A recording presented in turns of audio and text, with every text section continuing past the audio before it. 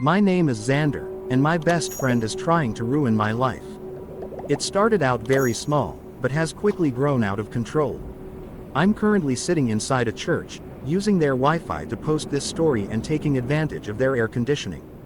I'm posting this story in case he finds me and kills me soon. It's only a matter of time now, and I want someone to know what happened before I die. 2 years ago, my friend David and I were sitting on the couch at my house thoroughly bored. It wasn't a temporary boredom either. It was a resounding boredom with life. We both worked full-time at the local movie theater making minimum wage and cleaning up after idiots who couldn't keep popcorn and soda in their mouths. We had graduated high school 2 years prior and had no plans to attend college. Life looked bleak for us. College didn't sound appealing, work was annoying, and the little free time we had was blown on video games and YouTube. We both still lived with our parents too, which made dating somewhat embarrassing. Looking back, I'm sure we were suffering from mild depression on top of everything else. These life circumstances blended together to create the perfect storm for what I now have to call my reality. As we sat on the couch at my parents' house, channel surfing the TV, David asked me if I was bored with life. I responded in the positive, and he sighed. High school was so easy because we knew our purpose and our goals were set for us. Outline the English essay, finish the math homework, get decent grades, pass the driving exam, be home by curfew, find a girlfriend. Now that we're out of high school, there's no structure. Our lives have become meaningless and we are just floating through space with no aim or purpose. Would you go back to high school then? I asked. He shook his head. In the moment, high school was annoying. It's only after looking back that I see how much better it was than I realized. What's the solution, then? I asked. Either go somewhere that has structure and can deliver what high school gave us, or create our own structure, David replied.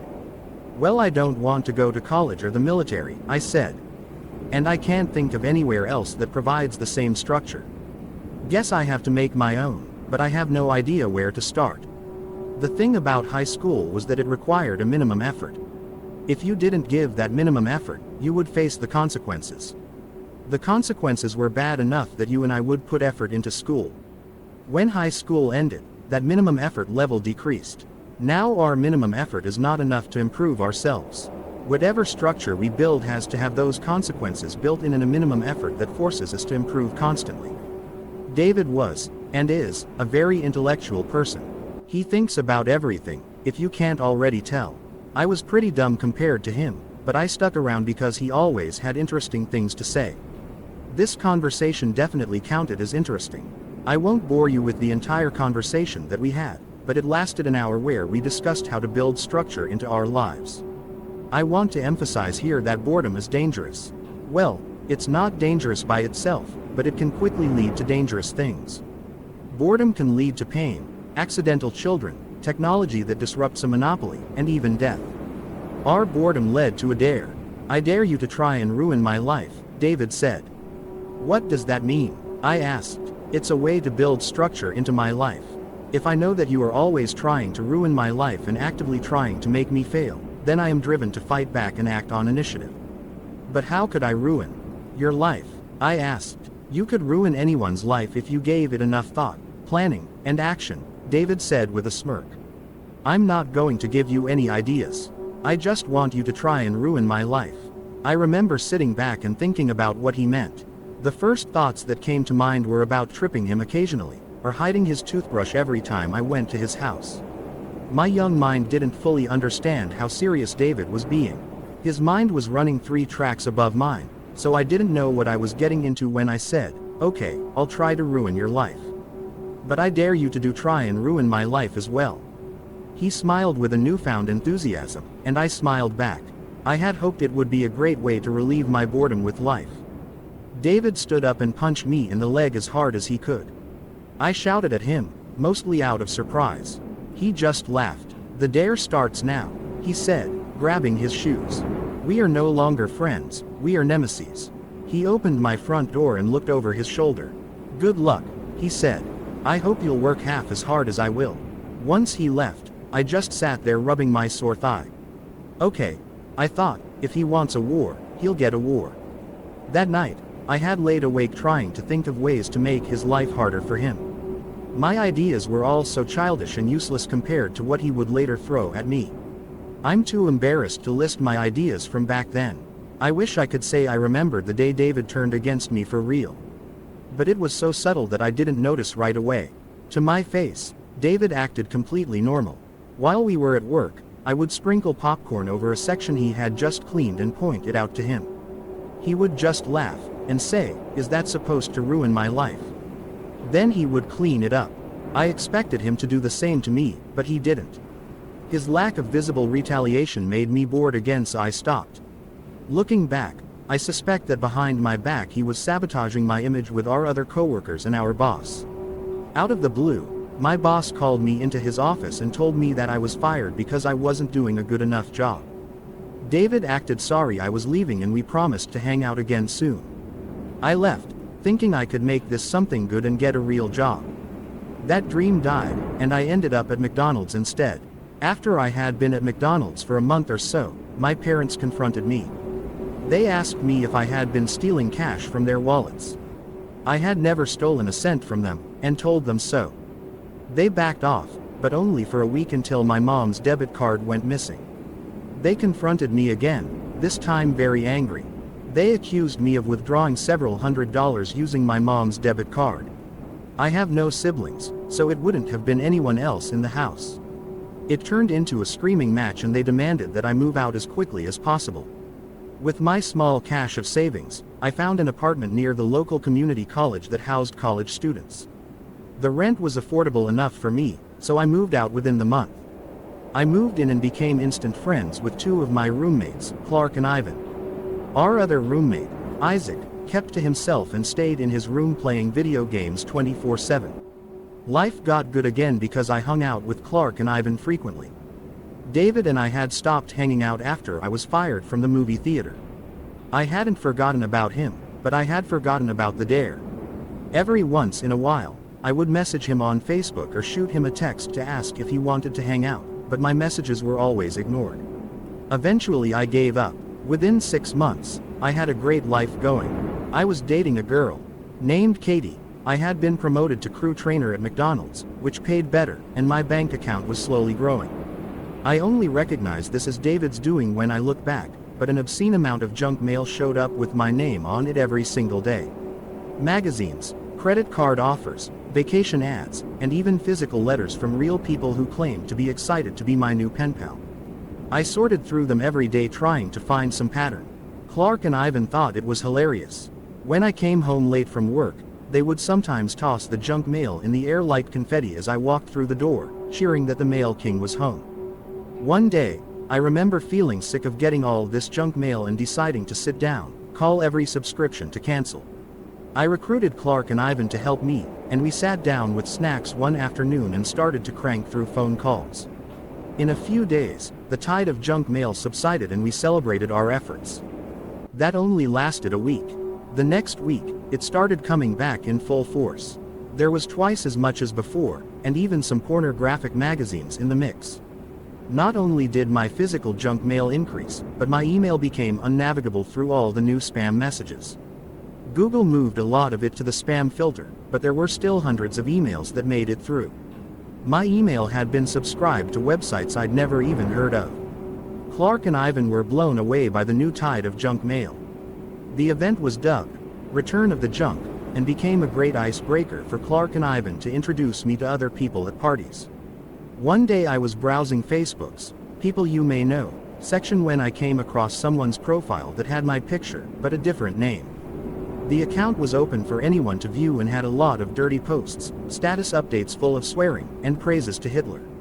I frowned when I clicked on their pictures. Most of the pictures were the same ones from my Facebook account, but there were some pictures of me that weren't on my account or anywhere else online. Keep in mind, I didn't remember my dare to David, so I was feeling pretty creeped out. I hit the report button and let Facebook know that the account was a fake and went on my way. I think 3 months or so later is when more stuff started to happen. Katie and I are getting very serious and discuss moving in together. The junk mail still rolls in and I've started to just throw it away. Ivan has moved out to go to an actual university, so a new roommate Jackson has moved in. Clark and I attempted to befriend Jackson, but he's similar to Isaac and locked himself in his room most of the time. A new game became available for pre-order, so I submitted my email to reserve a copy. When I tried to log into my email to make sure the reserve code was there, I couldn't log in. I hit "Forgot password," and it asked if I wanted to use my phone number to reset the password. I pressed yes and waited for my phone to light up. It never did. I pressed the button 3 more times, but no text ever came. I tried old passwords I used to use, but none of them worked. I frowned, but eventually just walked away from my computer. I'd try again a different day. I sat down on the couch and pulled up Facebook on my phone. A pop-up appeared. "You've been signed out," it said. Then it jumped to the login screen. I thought I'd hit the logout button on accident, so I just typed in my email and password.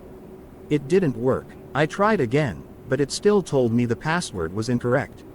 My phone buzzed in my hand. Katie was calling me. I answered it and immediately became concerned.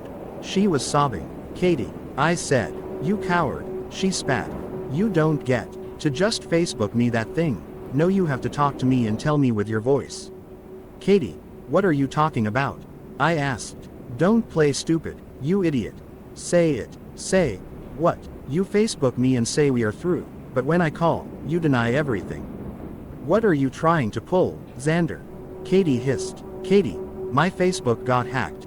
I was literally just trying to log in when you called. Are you at home? I'm coming over. We are not done. We are far from done, sweetheart." It took me some time to convince Katie that it hadn't been me, but she relented when I showed her that I couldn't log in. I googled how to get my Facebook account back and contacted their help center. Thankfully, they were able to get me back into my account. Lots of links to porn sites had been posted all over my page by whoever jacked my account, so I spent time deleting all of those. I also spent time answering family members who asked about the strange content I had been posting. Awkward. Katie also found out through her feeds that my Twitter and Instagram had been hacked. The accounts were posting hundreds of crude messages and pictures. Those 2 sites took a little more effort, but eventually I regained control over those 2. Fixing my email took a couple of days, but I got access again. Not wanting to repeat the experience, I made my passwords into really long strings of numbers, letters and symbols. Each account had a different password. For anyone who has done this, you know how impossible it would be to memorize your passwords. I wrote them down on a sheet of paper and put it in my dresser drawer. I didn't intend to get hacked again. I'm telling you where I put the paper so you'll know how scared I was when Facebook signed me out again the next week. I checked my other accounts. Locked out again. I shot Katie a text to warn her and then called the Facebook help center again. They gave me access to Facebook and gave me the same warning about making a long password. When I told them the type of precautions I had taken last time, they suggested checking my computer for viruses in case there was a keyloggers collecting all the information I typed. I called a computer repair center and asked what I needed to do to get my computer scanned. They asked me to bring it down and they'd check it out.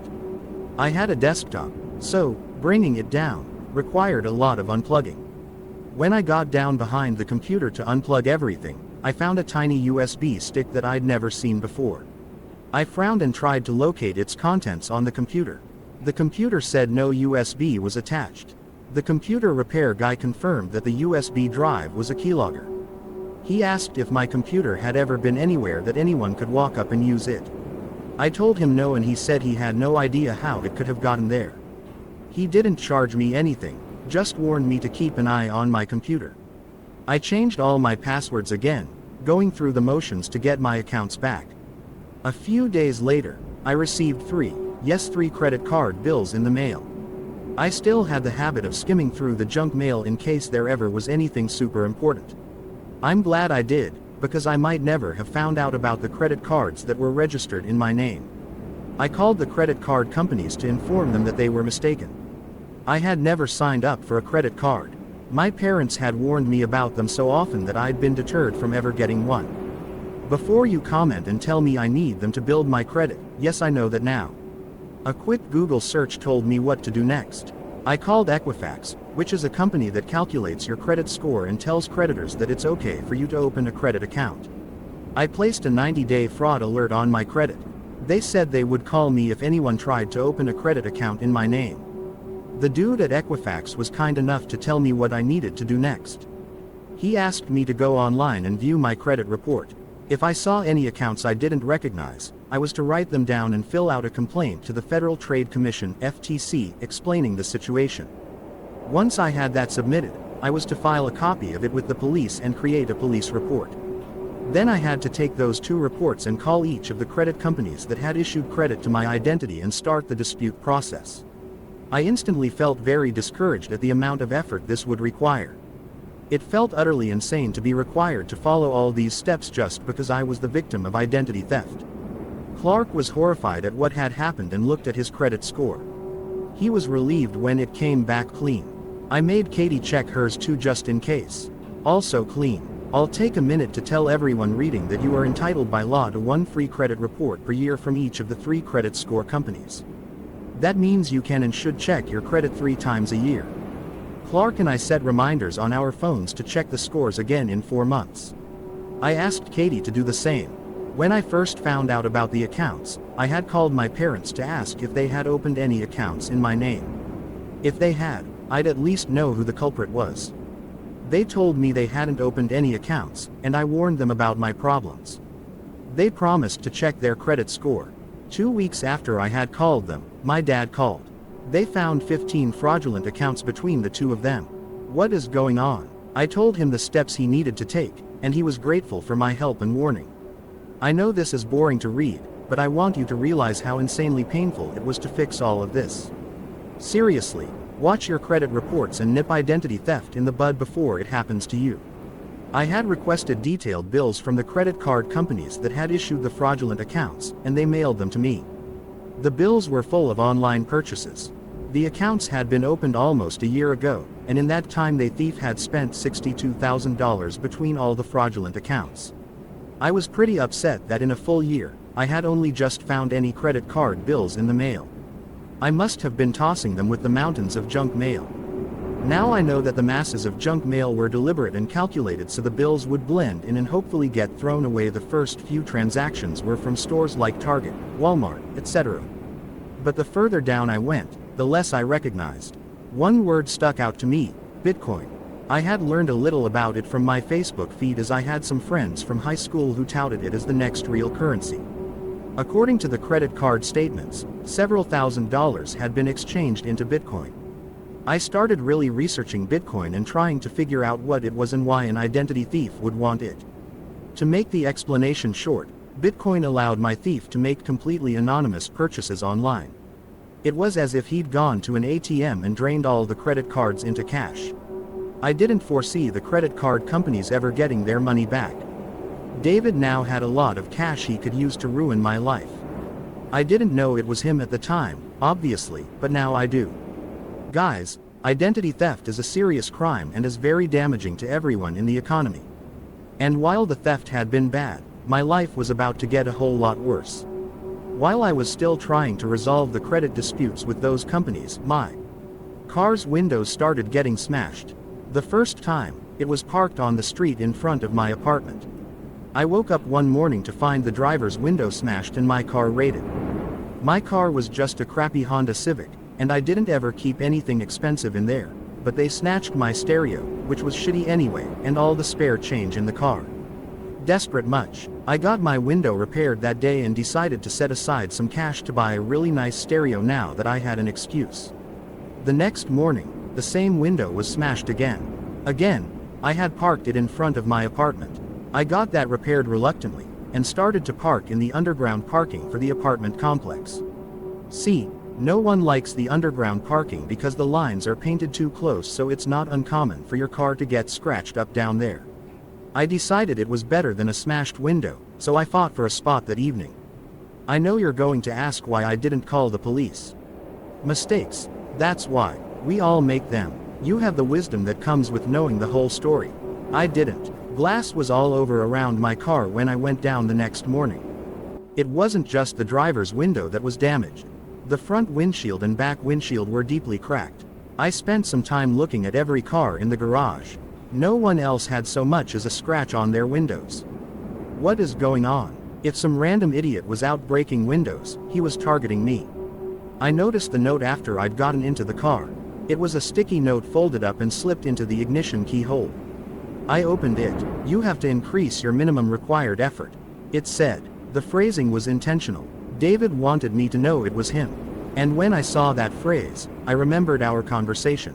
That idiot. I went into a total rage and drove out of the parking lot, trying my best to drive with the cracked windshield. I still remembered how to get to David's house, and I ran a red light or two to get there. Parking in front of his house, I slammed the door shut and marched to the front door. I held the doorbell for much longer than necessary. I tried to breathe and remain calm. David won't help me if I show up shouting and yelling. His mom answered after a few minutes. David's parents had held off on having a child until they were much older. As a result, David's mom was already 75 even though David was only 23. "Hello," she said, opening the door. Then she saw who it was. "Oh, Xander, how nice of you to come over. I haven't seen you in weeks." "Yeah, it's been almost a year," I sighed. "Mrs. K, is David home?" "No, sorry dear, he's at work right now." "Oh, okay, I'll go and catch him at the theater," I said, backpedaling towards my car. No, he doesn't work there anymore. He got fired," I asked. "No, he quit, not long after you did. He became a security guard somewhere, he never mentioned where." "I'll call him then," I said. "He dropped his phone a few weeks ago and got a new one," she said. "Let me give you the new number." She walked back inside for a minute, and I waited on the porch. She came back with her old flip phone and opened it. "Do you mind?" she asked. "My arthritis makes it hard to use this phone." I went to her contacts, found David's number, entered it into mine, and handed the phone back. "Thanks, Mrs. K, I said. Even if David was being an idiot, I had always liked his mom. "Anytime," she said with a smile and closed the door. I called David immediately, but only got a voicemail. "Hi David, it's Xander. I just spoke with your mom and she didn't know where you were so she gave me your number. Please call me, man. I think you know." "Why?" I said to his voicemail. I figured that being polite was the best way to get him to fix everything. In the middle of work that day, my phone buzzed.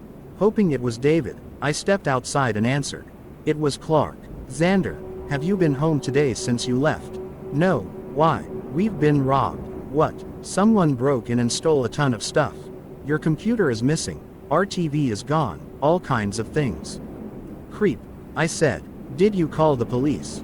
"Yes, they're on their way." "Don't touch anything, okay?" I suggested, remembering all the episodes of CSI that I'd binged on. "We might be able to get fingerprints. I think I know who it is." "Who?" "An ex-friend. I'll tell you when I get home.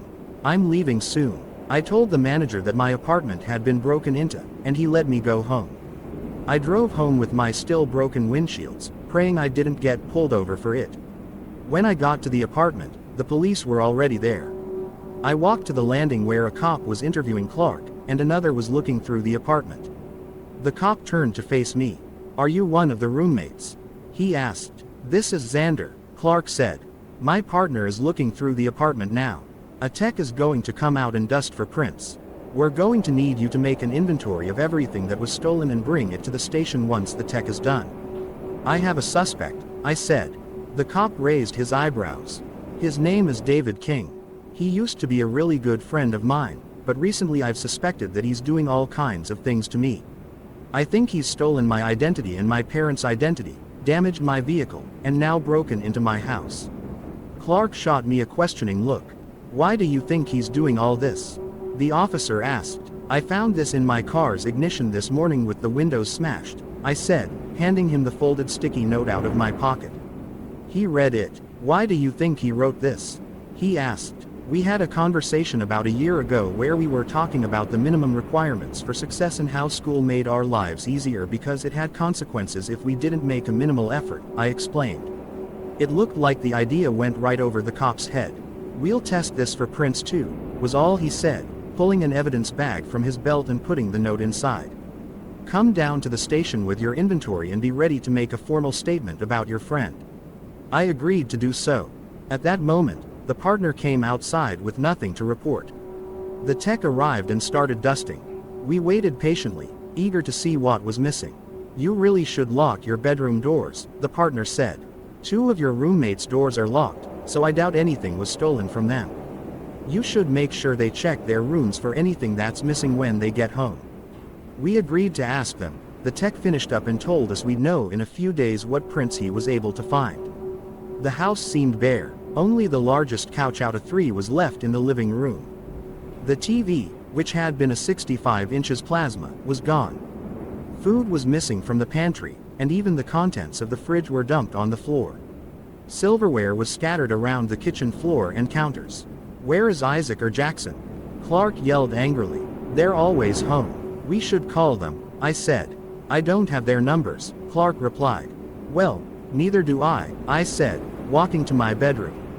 It was stripped bare of anything worthwhile. My computer, mouse, keyboard, computer chair, boxes of random knickknacks, bicycle were all missing. My dresser drawers were laying everywhere, my closet was clearly raided. And my bed covers had been tossed around the room. I heard bouts of loud cursing from Clark as he inspected his room. He took my Xbox that creep. Feeling shocked, defeated, and numb, I sat on the bed. I called Katie to tell her what had happened. No answer. I shot her a text, "My house got robbed," and stared at the wall for a while, thinking. David King had been in my house. He'd stolen my identity, my public image, and now my things. It was time to step up my game. No, not my game. My life. Time to stop floating through life and start beating the minimum required effort. During the rest of that day, we learned a lot about plumbing. David had loosened every pipe he could find in the house. Clark made the discovery when our toilet unleashed a tsunami when he flushed. We spent hours cleaning that up. To fix all the pipes, we had to go out and buy tools because neither of us had any at the house. When my card was declined, Clark stepped in and paid. My declined card worried me. Clark and I went to the library, and I tried to log into my online banking site. Locked out. Nonsense. I didn't even bother retrying my password. We raced to the bank before they closed, and I breathlessly approached the teller. "I need to freeze my account," I breathed. "What's your account number?" The teller, apparently named Chantel, asked. I told her my account number from memory. She opened it on her computer. "Driver's license, please." I handed her my card. She typed my driver's license number into her computer to verify my identity, then handed it back to me. "Looks like your account is at zero," she said. "You can only freeze the account if there's money." "I've been robbed," I shouted, feeling extremely angry now.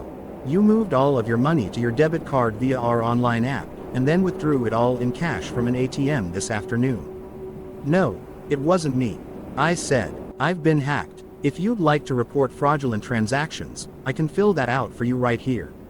"Yes, fine, do it," I said abruptly. Clark watched me with worry, a chair by the door. "When did you start to notice the fraudulent activity?" she asked. "Today, but it could have started any time over the last year," I replied. She raised her eyebrows in a way she thought I couldn't see and started typing.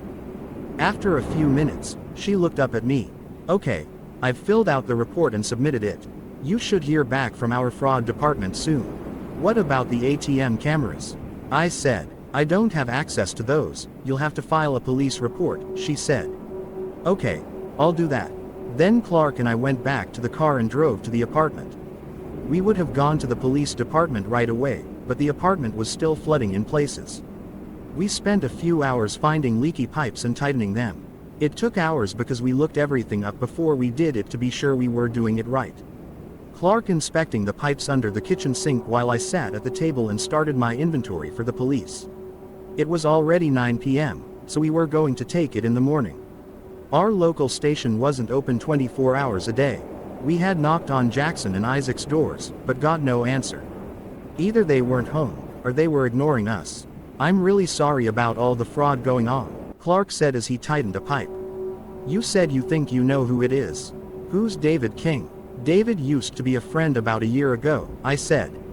I told him about the dares and the conversation that led up to it. "You dared each other to ruin each other's lives, and then he took it more than seriously?" Clark asked, incredulous. "Apparently," I sighed. So you're not going to hold up your end of the deal? Clark said. My end. He dared you first, man. And you haven't even tried. Well, no, I guess not. Then let's think of something to really destroy his life. Clark pulled himself out from under the sink and washed the grease off his hands. Prison would do it, I suggested. If I can nail him for identity theft, that'll solve the problem. True, Clark said, but we need to show him that you aren't going to just lay down and take it. I have an idea. It's not going to ruin his life, but it'll make him realize that you're going to fight back. Clark took me in his car to Home Depot. We bought 2 cans of black spray paint and Clark paid in cash. Okay, where does this idiot live? Clark asked when we were back in the car. Clark, his mom is great. I don't think I can spray her house, I replied. His mom. Clark laughed hysterically. Some guy that still lives with his mom is terrorizing you. Okay, I said. I gave him the address, and he took off. We drove past the house to see if any lights were on. It was dark. Even the porch lights were off. We parked 3 blocks away from the house and started walking. What's the plan? I uttered. Spray. Thief. On the front of the house, Clark whispered with a smile. That ought to get the neighbors talking. When we were next to the neighbor's house, we ducked behind a fence and surveyed the neighborhood. All was quiet. No movement. No noise. No people. We stayed low and silently dashed to the front of the house. I sprayed the F. Clark sprayed the T, and we worked towards each other. It barely took 3 seconds. We stepped back for half a second and examined our handiwork. The letters were 3 feet tall, easily visible from the road. Perfect. We turned and started to run towards the car. Then the door to the house opened. I glanced over my shoulder. David Crazy King. Oh no, I hissed. Clark heard me and we sprinted full on towards the car. David tore down the sidewalk after us. Clark looked behind as well. Oh no, oh no, oh no, Clark chanted with each step. He actually looked worried. As we approached the car, Clark had a realization. Just keep going, he tried to whisper even though he was out of breath. I locked the door. It'll take too long to unlock. And he'll know my license plate. Clark didn't have automatic locks. He had to use the key manually. I agreed with his logic and we ran past the car as if it were just another vehicle. I looked back, and David was gaining on us. It was too dark to see his expression. I didn't even know if he recognized me. Split up, I cried, turning right into someone's front yard. Clark kept going straight. When I reached the white, plastic fence that led along the back of their property, I glanced backwards. David had followed me and ignored Clark. I scrambled up the slippery fence and dropped on the other side. I had landed in someone else's backyard. I started running toward their front yard. A motion detecting light on the wall went off, blinding me. I looked behind me again to watch David scale the fence in half a second. When had he learned how to do that? I rounded the corner of the house and smashed right into a patio table and chairs. The chairs clattered down and the table tipped over while my body folded around it. My heart was pounding as I untangled myself. That's when David grabbed the back of my neck and pushed me down, my face against the edge of the wall. Hello Xander, he growled. Out for a walk. Shut up. I spat, my cheek jammed against the table edge. Why so hostile? You know why, creep. Not so loud. We're having a nice, quiet conversation. I struggled to push my head off the table, but he was so much stronger than me. Stop struggling and listen. I want to clarify the rules of the game, since you've finally caught on that we're playing. This isn't a game. You ruined my credit, stole my money, hacked my accounts, and stole my stuff. I'm going to kill you. But I'm not going to kill you. That's the rule. I will not kill you, Xander. That would put an end to your ruined life, and that's not the goal. Now, you haven't put any effort into ruining my life. Why not? Because I'm not a sick psychopath, I hissed. Clearly not, he said coolly. But this is boring for me. I'm doing all the work making you fight for life, while you're doing nothing to improve me. Not that I haven't learned anything, but it would be more fun if you'd fight back. I'll even let Clark help you. But I think you need motivation. You think I need motivation to hurt you. As if. Yes, you do need it. Because despite everything that's happened to you, your only attempt to fight back was pathetic. I need you to up your game and fight harder. So, that's where some motivation kicks in. He reached his left hand into his pants pocket and pulled out a smartphone. He tapped on it a few times before holding it up to his ear. "It's me," he said when the other line picked up. "Put her on." Then he held the phone to my ear. Someone was crying. "Say hello," a gruff voice said. "Hello, Katie." He'd kidnapped Katie. "You crazy creep," I yelled. "Easy on the language, Xander," David smiled, talking as if he'd asked me to eat my vegetables. "Katie, where are you?" I said desperately into the phone. David took the phone away and hung up, sticking it back in his pocket. "Do you understand the rules now, Xander? Are you motivated? I'm going to kill you, you crazy idiot. You'll burn in hell. Now, this isn't a theological discussion," David tutted.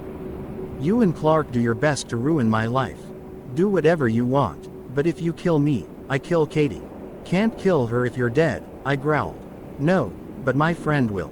It's amazing the kind of people you can meet online. He's just as excited to play as I am. Do you have any questions before the game really starts?" "What happened to you?" I asked. "We were best friends. Things change," he said. "I'd been dreaming of this game for years now. You were my only real friend I could do this with. One day I decided to just go for it. You've ruined your own life by trying to ruin mine," I spat. "Once you're convicted of identity theft and kidnapping, your life is over. That's part of the game. Can't ruin me if you can't convict me. I've been preparing for years," he grinned. His eyes were dark and menacing. "Don't you think that's unfair to me? How am I supposed to put in a good effort if you've been preparing for years?" "I'll consider giving you some advice," he admitted, looking thoughtful. "In the meantime, do your best. And tell Clark to play along because I'll have some motivation for him too." The sound of scrambling on the back fence alerted us to someone's presence. I shouted for help, and David slapped me, but lightly. I tried to see who it was from my limited movement. Clark's face appeared over the fence. "That's my cue to leave," David said with a smile. "It's been good catching up with you, Xander." Clark shot across the yard, yelling to divert David's attention. David just stood there, looking at me and waiting. That's when Clark caught up and punched him square in the face. David flew to the ground, releasing my head.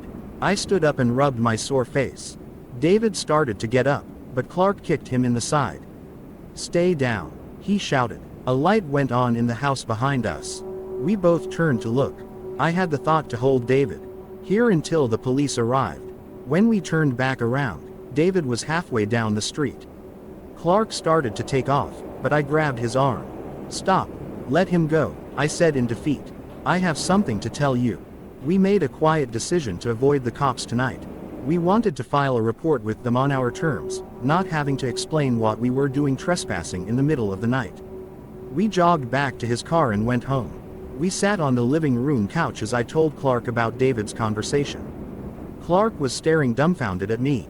"I thought you said he used to be a friend." He said. "He did, and he never acted like this." "No, not to me." "This is insane," Clark said, standing from the couch. "He's kidnapped Katie just so you'll try to ruin his life and follow along with some stupid dare. Is he crazy? He's going to be caught." "Let's hope so," I said. "But we should start planning. I'm not taking any chances while he has Katie." "Okay, man, I want nothing to do with this at all, but I also want to help you. If it was anyone else, I'd note the stuff out." "Then let's get started," I said. "I don't know how much detail I want to put here because it'll likely get slow and boring for you." We stayed up all night long mapping out events, people, weaknesses, strengths, everything we could think of. We filled half a notebook with all our notes. These were the weaknesses we could come up with that we could potentially use against David. Boredom with life, so we could make the game too boring to continue. His mom, if she knew what was going on, she might be able to get him to stop. I know some of you commented that we should kidnap Mrs. K and use her, but we were still very green and had no desire to do the kind of shit David was using. Work. Get him fired and make sure no one would hire him again. Online accounts. Do the same things to him that he'd done to me. Police. If we could come up with hard evidence to get him convicted, the problem would be solved. Katie. Since he had kidnapped Katie, the police would definitely get involved. I could easily report my suspicions about David and they'd search him for the tiniest evidence. Then we looked at his strengths and things to look out for. Prepared. He obviously had a timeline he was following and knew what he was doing. Time. The junk mail and credit fraud incidents had all began long before I felt the effects. This meant that there could be other traps David had set up that would go off like a time bomb sometime in the future. Physical body. It was clear from tonight that he'd been working out a ton and practicing. Possibly training for his job as a security guard. Money. He had a lot of money now from what he stole from me and used fraud to receive. Friends. If he'd made a friend who was willing to get involved in a kidnapping, then there were 2 or possibly more psychopaths to worry about now. Knowledge. He knew how to use fraud without being caught yet and hack computers or at least hire someone to do it for him. We had no idea what other dangerous knowledge he might have, so we made a list of things he could know that we should learn how to counter. I won't list it here because it was pretty long. Willingness to break the law. It was clear that the law was not part of the rules of the game for him. He was either unafraid to be caught, or confident that he never would be. After we looked at David, we looked at ourselves. First, our weaknesses. Knowledge. We didn't have nearly the amount of knowledge David had. Not just knowledge about how to do things like fix a pipe, but also knowledge about David, who his friends were, where he worked, who he talked to, etc. We'd have to start learning like crazy to try and catch up. Money. I had no money left. Clark was limited because he'd just spent a ton on that plasma TV that was just stolen. Home and car. David knew where we lived. We planned to sell our lease ASAP. He also knew our cars, but there was nothing we could do about that until we moved and had some money to buy a junker car we could use when necessary. No matter where we moved, if he could find our car, he could follow us home. Katie. If David decided to change the rules and use Katie as motivation, we might have to rethink everything. Fear. Clark and I knew that deep down David terrified us more than he angered us. I would have rather walked away than exact revenge. We were also afraid and unwilling to do a lot of the things David had already done. These were our strengths. Law. The law was on our side so long as we kept things legal. Clark's credit. So far, David hadn't targeted Clark like he'd targeted me, so we could take precautionary measures to protect him. Jobs. We had jobs and could therefore earn more money. Unless David found a way to get us fired from them. We needed to come up with a way to protect our jobs from David. FTC, police force, government. These government bodies with all their vast resources were working for us on my identity theft. We thought it was likely that they'd be able to link David to my identity theft. Looking at all the strengths and weaknesses of both parties side by side, it looked like an even matchup on paper. But just thinking about trying to fight David made us feel like we were up against an impossible enemy. We sat down to eat breakfast and continued talking over what we would do. Both of us called in sick to work so we could start preparing. All right, I posted our leases up for sale on Craigslist, I said, putting my phone down. Clark was sniffing the air with a confused expression. He leaned over and smelled his cereal. Does this smell bad to you? He asked. I sniffed. Smells like cereal to me, I said. Huh, smells bad to me. He dumped the cereal in the sink. Clark pulled out his phone and called Equifax, letting them know that he wanted a freeze on his credit for 90 days. When those 90 days were up, he would call again and again until this matter was resolved to protect his credit. His credit card with a $3,000 limit was still accessible to us, but no new credit could be applied for. He then went on every account he had online and changed every password to be random gibberish. He signed up for an online password manager and put his passwords in there. The password manager worked by only storing an encrypted file on their server. He would download his encrypted file from the password manager website, read or write to the file, re-encrypt it, and then send it back to the server. The server only held the encrypted file, no passwords. Even if this company got hacked, the hackers would only have a bunch of useless, encrypted files. They could crack the files with time, sure, but it was the best we could do. The only account he didn't put into the password manager was his bank account information. He wrote down half of the username on one small scrap of paper, and the other half on another. He did the same with the password. He intended to hide them in safe places around town. If David got a hold of Clark's bank information, we were dead in the water. While he did that, I finished both of our inventories to hand over to the police as soon as they opened for the day. Once the station opened, we were going to head over, hand in our inventories, file a police report for the burglary, and recommend David as a possible suspect. I also planned to point them to my identity theft police report and state that I suspected David to be guilty of that as well. Once we had the police report, we would go to our landlord and request for the locks to be changed, using the police report as evidence of the break-in. The tech had told us that the door had been opened regularly and not forced. That meant David had somehow made a copy of our key. As it got close to 9 a.m., we got into Clark's car and drove around town. He got out at 4 locations and hid his scraps of paper somewhere. He knew it had to be somewhere people didn't touch for months at a time and wouldn't be damaged or moved by sprinklers, storms, etc. I don't know where he hid them, but he assured me they were safe. After they were hidden, we drove to the police station to file our report. We waited patiently for an officer to see us. Once we were called over, we took a seat and told him about the break-in and that a police report had been started and we were now turning in an inventory of our stolen things. We have a suspect for the burglary, I said at last. Okay, who? He asked. His name is David King. He used to be a friend of mine, but not anymore. What happened? He asked, writing the name down. Recently, I had my identity stolen, I said. I suspect he was also behind that, so if he stole my identity, it's likely that he broke in too. He hates me. Okay, but what actually happened that made you not be friends anymore? I hesitated. I didn't know how to explain the situation. If anyone can think of a better way to explain the situation to a cop, let me know. I only said, we had a major fight and he threatened to ruin my life. When was this fight? About a year ago. And you think he's just now stealing your identity and breaking into your home? The cop said dubiously. Were you friends with him? He asked, gesturing to Clark. No, I'm his roommate, he replied, pointing to me. Okay, boys, the officer sighed, scooting forward. Thank you for the tip and your inventories. We'll investigate this just like any other crime and give it our best effort. Can I get copies of your driver's licenses and phone numbers so I can contact you if I have questions? We handed him our licenses and wrote down our phone numbers in the file. I'll be right back, he said, taking the licenses to make copies. We looked at each other for a minute, taking a deep breath. He doesn't believe us, I said in resignation. We'll find evidence, he encouraged me. 5 minutes passed, then 10. Then the officer came back, 2 others at his side. Clark Ulysses, he asked. Yes, Clark said, confused. You're under arrest for vandalism and trespassing on private property. The officers flanked him and pulled him to his feet. I stared at the cops in bewilderment. Clark's eyes were wide. When I went to copy your license, the cop said, holding it up. I checked it against our records.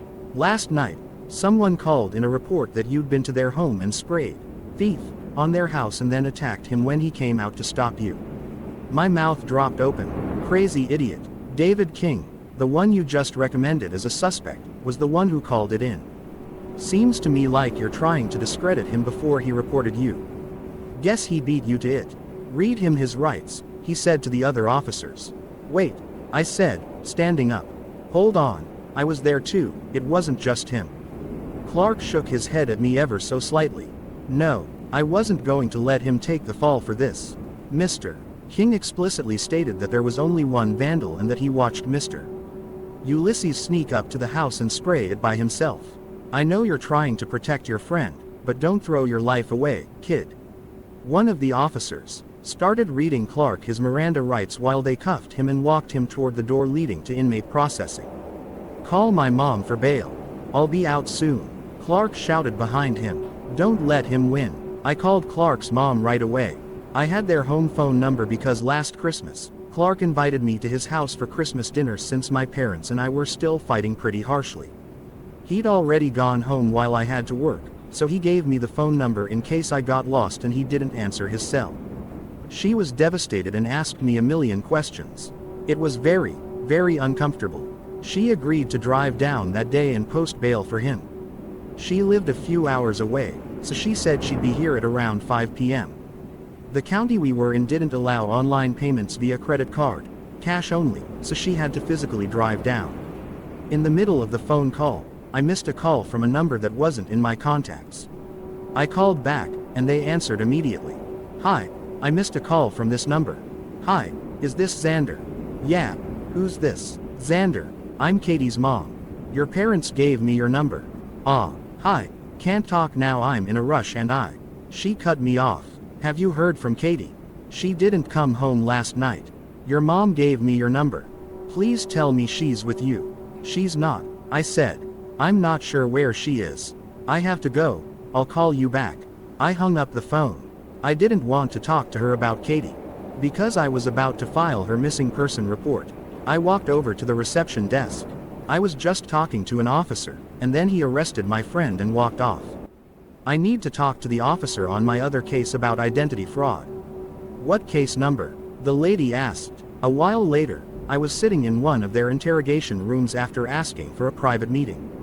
Detective Hernandez sat at the opposite end of a metal table. My 2 case files were on the table in front of him. He was glancing through them, trying to familiarize himself with the break-in report. A tape recorder sat between us. He pressed a button on the recorder and the tape started rolling. He stated his name, my case numbers, the date, and the time. All right, go ahead, he said. So, I submitted a report for identity theft a while ago and haven't heard anything about it. The FTC can take some time to respond, he replied. Well, now there's a new report for a break-in at my apartment. I was talking to another officer earlier and told him that I have a suspect for both crimes. Yes, the detective said, looking over one of the folders. He had both cases on the table. One David King, correct. Looks like it was written in your file. Yes, David King. He used to be a friend of mine, but now he hates me and has been targeting me. Targeting you how? Most recently, he's kidnapped my girlfriend, Katie. That caught his attention. He pulled a pen from his front pocket. When was this? He asked, setting his pen on a blank page. Last night, when we went to go graffiti his house. He chased after us and pinned me to a table. He called someone on the phone and had them put Katie on the phone. I heard her voice and he claimed he'd kidnapped her to motivate me. Motivate you to do what? Hernandez asked. I told him about the DARE conversation. Then about all the junk mail. My online accounts. The credit card fraud. My parents' credit being targeted. My car's windows. The break-in. My bank account being emptied. The graffiti incident. Katie's phone call. Protecting Clark's bank and online accounts. And now Clark's arrest. Hernandez took copious notes. It just keeps escalating, I said in defeat. I watched Hernandez, carefully, trying to gauge his reaction. I couldn't tell what he believed. I need more details about the phone call, he said at last. What did she say? What did you say? What did you hear on the other end? We talked through everything for an hour. Nothing I said was useful for finding Katie, but Hernandez sat back after I finished. Xander, I have to be honest. This all sounds very loose. I don't mean the crimes themselves, I mean the connections linking David to all of these crimes. There's nothing that can be done about the identity theft until the FTC has finished their investigation. The break-in, broken windows, hacked accounts, and emptied bank account will have to produce their own evidence to prove that David committed each one. To you, this is all one timeline of events, but to the law, they are separate crimes that have to be treated with no regard for past actions, he said. His tone was reasonable and concerned. I believe you, but I can't make an arrest without witnesses or hard evidence. Your story is circumstantial at best, but I do believe you when you say they are connected. Finally, someone believes me. What have the techs said about the break-in? I asked. They said they found a few fingerprints. All the fingerprints found belong to each of you and a few other people who used to live there. According to the file, they've all been confirmed as past residents. And what about the ATM camera? Now that's something unfortunate, he said, looking through the folder again. We got a call from your bank to file a fraud report. It was smart of you to go through the bank to report the fraud. My boss made it a priority and, since it was your same name, it was added to our file on your identity theft. I've been the one personally working on your identity theft case. Once I received the case, I called the convenience store that the ATM was in. They gave me the brand of the ATM so I could request the footage from the company. Problem is, that ATM doesn't have a camera. Quote. What? How can an ATM not have a camera? Not all brands do. Some ATMs don't have cameras built in, and this was one of them. Someone logged into your online bank account right before the ATM transaction and moved all of your money from savings into your checking account. They also increased your ATM withdrawal limit to $5,000 while online, which was above the $3,500 you had in your account. Normally, you can only withdraw $500 per day. What about the store's cameras? I practically shouted. I asked for them to bring the footage down. They said they'll be in today, he said. Where's this store? I asked. I want to see this for myself. No, he said firmly. I may have inclination to lean towards your theory, but I will collect the evidence myself and a court will decide. You steer clear. Then drive down yourself right now, if you care at all. I yelled. He stood slightly, his hand reaching for his belt automatically. Calm down, he said, looking me in the eyes. I have no money, I shouted. My car windows are smashed and I can't repair them. My rent will be due and I'll have no way to pay. I can't get to work in a car I can't drive. I need my money back. Hernandez sighed, sitting back down. I breathed heavily. If David is the one who used your information to commit credit card fraud, why would he steal a measly $3,500 from you? He asked. Because he's dead set on ruining my life, I muttered. That's the dare. He's taken it too far. Further than any sane person would. He's sick. I just want it to stop, I said. I cried a little, and Hernandez let me sit in silence for a minute with tears rolling down my cheeks. What about Katie? I asked after a while. The kidnapping is going to get top priority. That's the one case that has a witness, you. I won't be working on it, but someone in a different section of the department will be. The other detective will want to interview you today and get started. Let's do it then, I said, wiping my eyes. Hernandez stepped out and returned a while later with the detective. Detective White came in and probed me with hundreds of questions. Where did she work? Who were her friends? How long had we been together? When did I last see her? Do her parents know? Questions like that. When I brought up David and the phone call, he leaned in and asked me the same questions about what I'd heard, what we'd said, and anything I could remember. Again, I didn't remember anything helpful. I'll need to bring David in for questioning, Detective White said. Your testimony is decent, but we'll need more evidence for conviction. I can't arrest him because I need more proof. If we arrest him without enough proof, he'll walk free and can't be tried again. You had enough proof to arrest Clark. I shouted. Clark? Detective White asked. I was just talking with an officer who said David called in and told you all that Clark graffitied his house. All he had to do was call, and he got arrested. Detective White excused himself to go find out more about what had happened. He came back 5 minutes later. David has more proof on that case, detective said.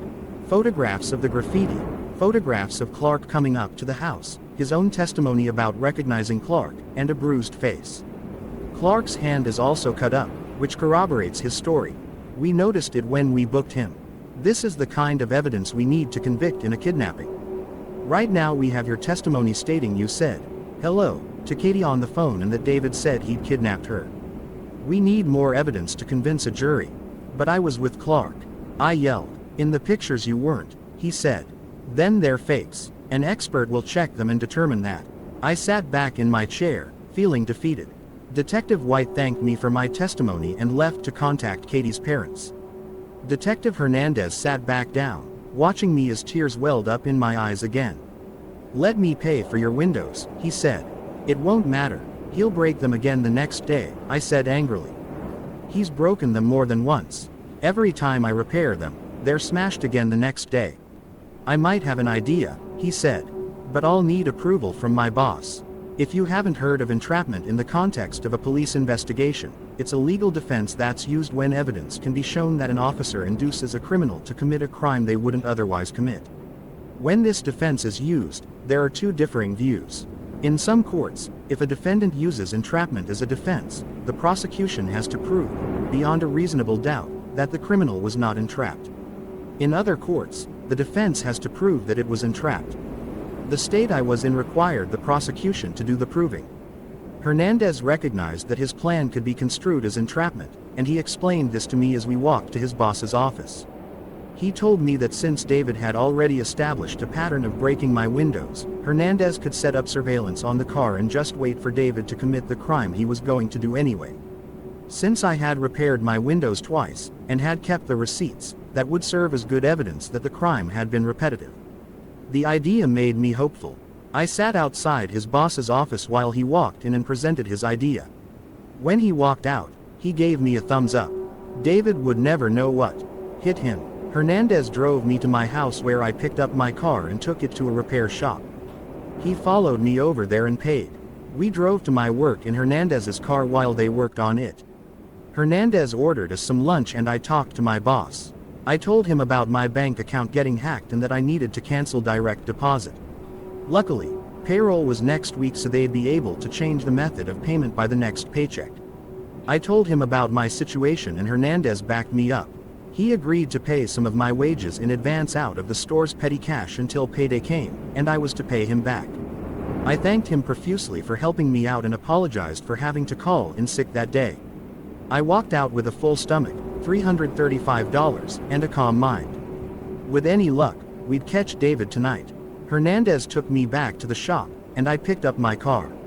I tried to pay from the money I'd received, but he refused, saying I could pay him back after this was all resolved. He told me he'd be at my house later on to start the surveillance and to just park my car on the street. I thanked him again before we parted.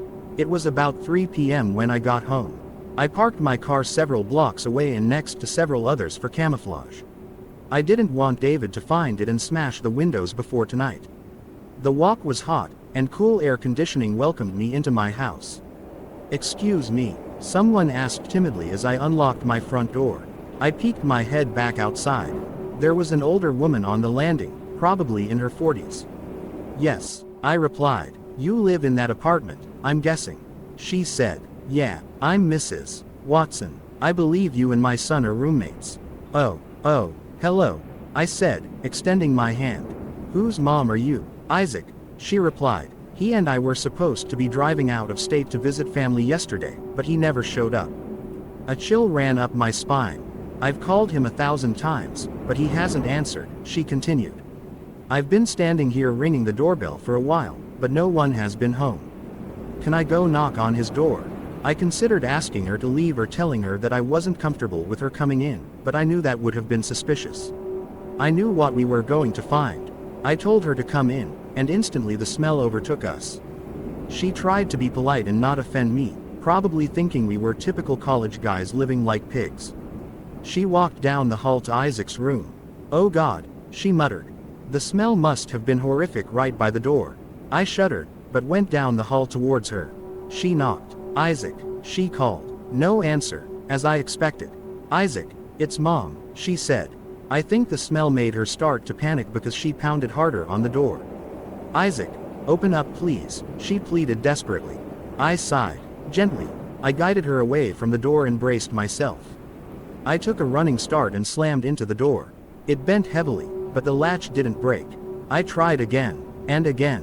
On the fourth try, the door wrenched open and I was inside. The smell, oh God. I don't know how many times I can tell you about it until you understand. This was one of those moments where I'll remember every detail forever. Isaac's room was a mess. There were 3 bookshelves that likely used to have tons of books, but the shelves were torn apart and books scattered across the room. His computer desk had papers scattered across it and cups knocked over. The window was darkened by a blackout curtain used for gaming. The large gaming computer under the desk hummed and the monitor showed stars moving around for a screensaver. Isaac was on the bed. His face was pale and patchy with purple lines.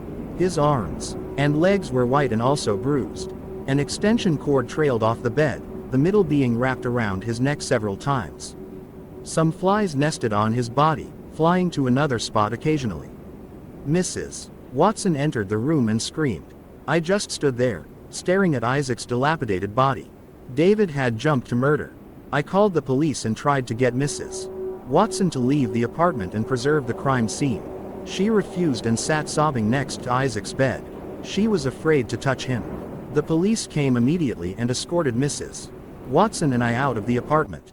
The next few hours were a blur of questions and police. Detective Hernandez showed up and looked inside. Techs were carrying in cameras and briefcases full of equipment. After a while, they started to carry out some of Isaac's belongings in bags. His gaming computer took 2 techs to carry out. I sat on the curb nearby, not being allowed to leave by the head officer who was running the scene.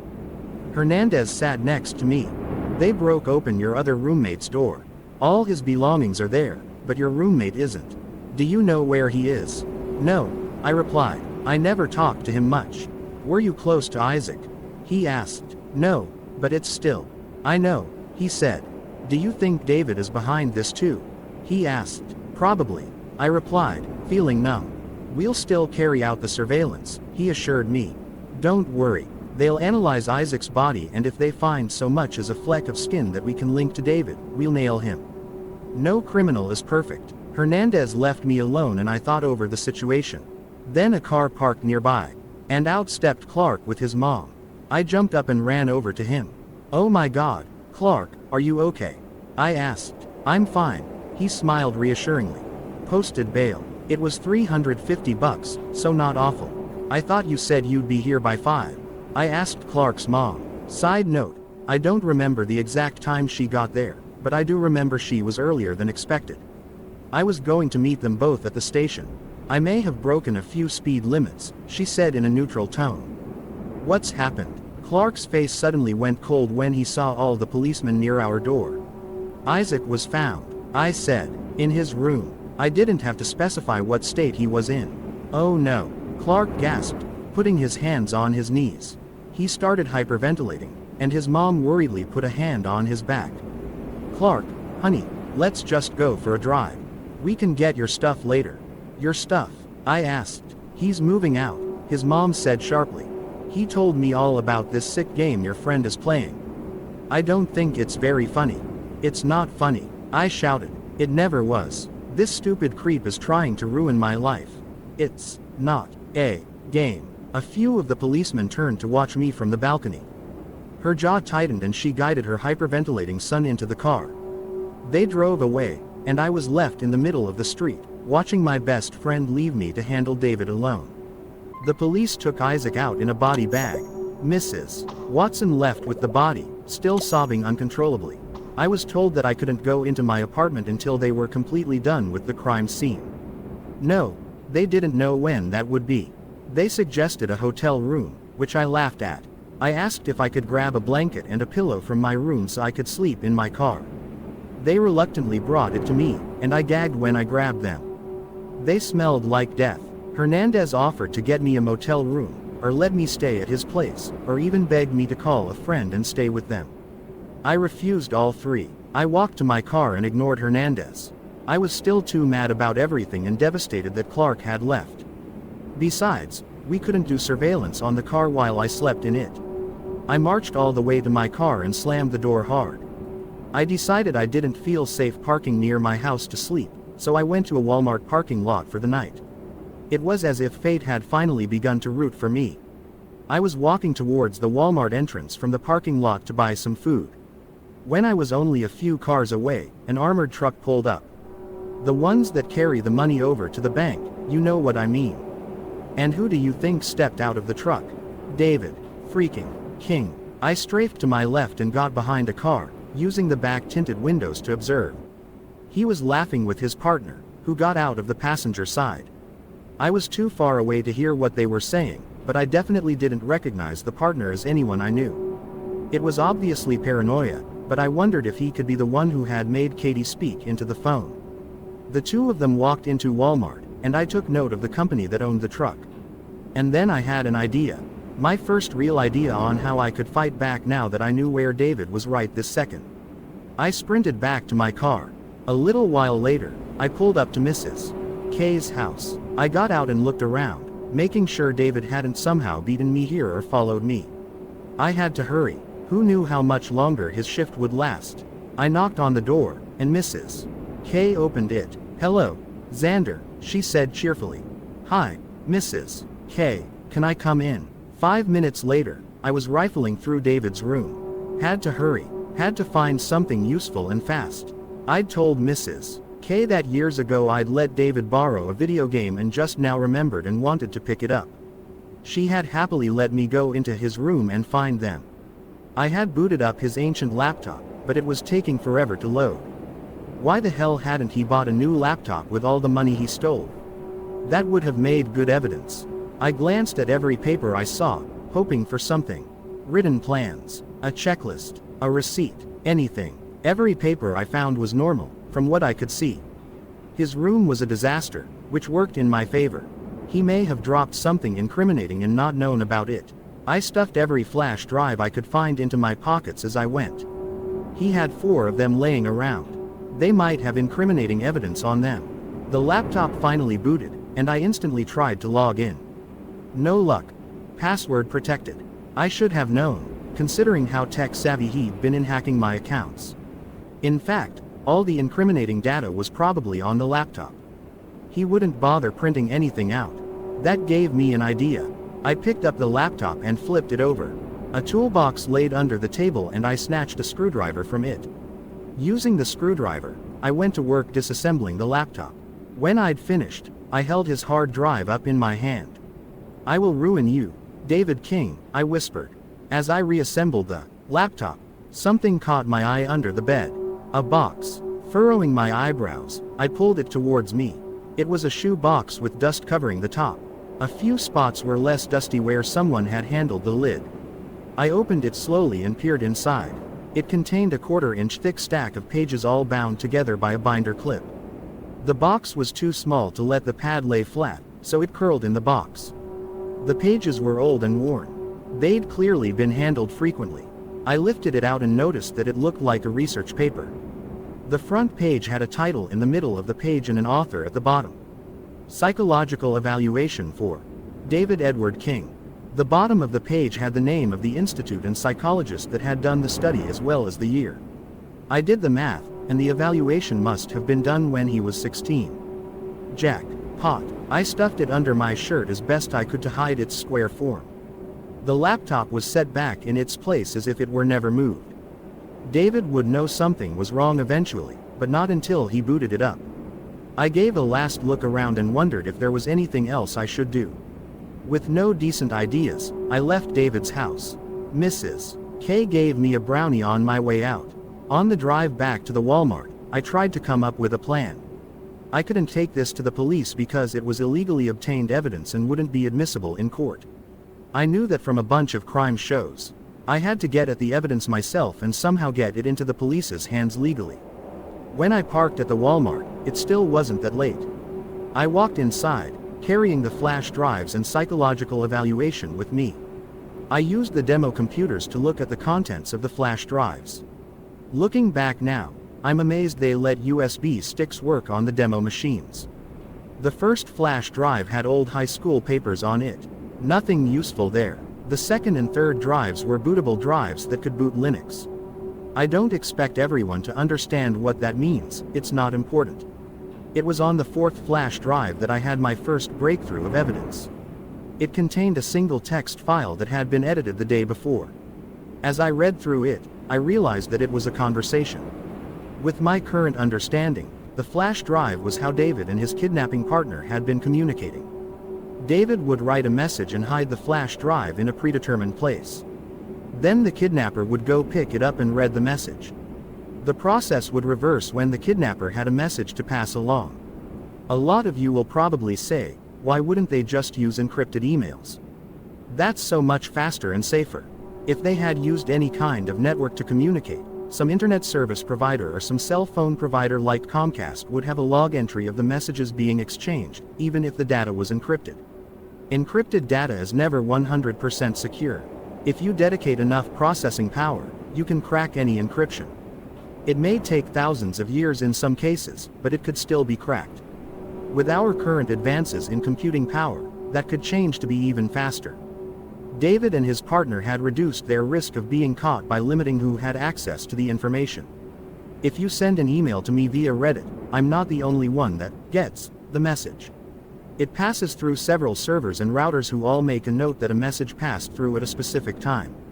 It leaves a trail. Unless you can erase the logs of those servers, you leave a trail no matter how you send your data. There was certainly risk that someone could find the flash drive, plug it in and find all of this data like I had, but that could be reduced by choosing decent hiding places. If you plan to pass messages this way, don't leave it laying around your room. Especially don't leave it unencrypted. I still don't know why it wasn't encrypted. The text file would have a line, then skip a line and add another where the next response was. I don't have the flash drive or a copy of the conversation anymore, so I'll have to paraphrase as accurately as I can remember. I'll use bullet points here on Reddit to format it more easily for you. Payment received. Yes, last half of payment comes when this is all over.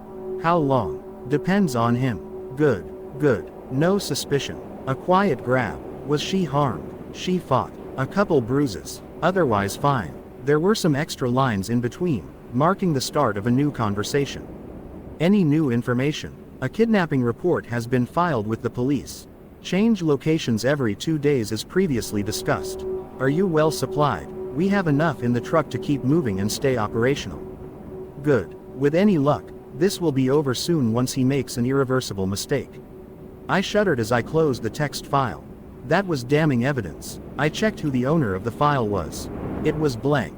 Well, that would have been too convenient.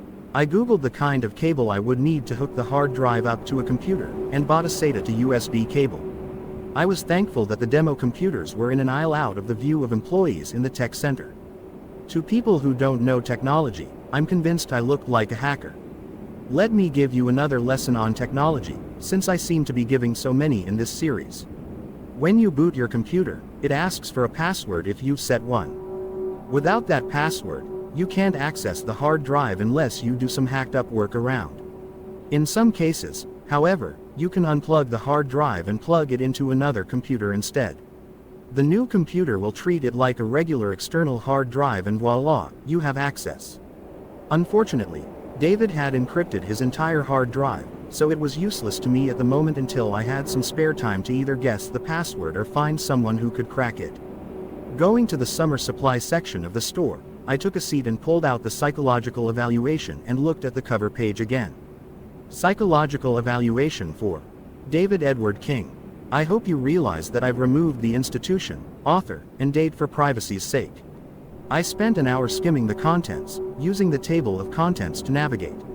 I constantly had to look up lengthy words on my phone, but I was beginning to understand what went on in David's sick little mind.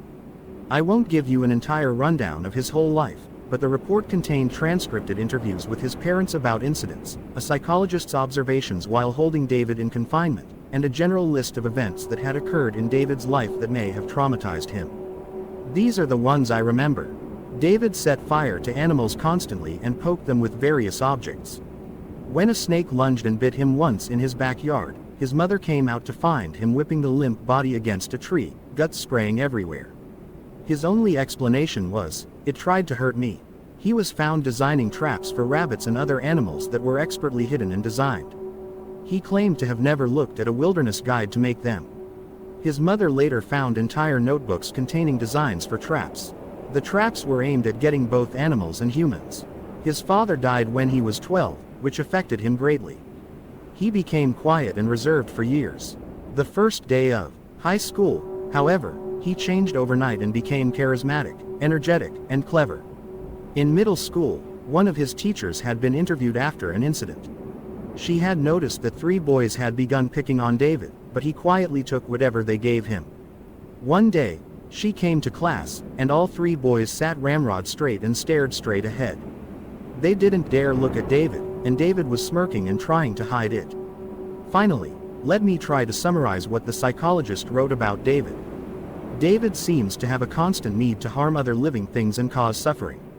Once, in my office, I found him stomping his feet on the floor. I asked what he was doing, and he admitted that he was trying to crush anything microscopic that could be on my floor.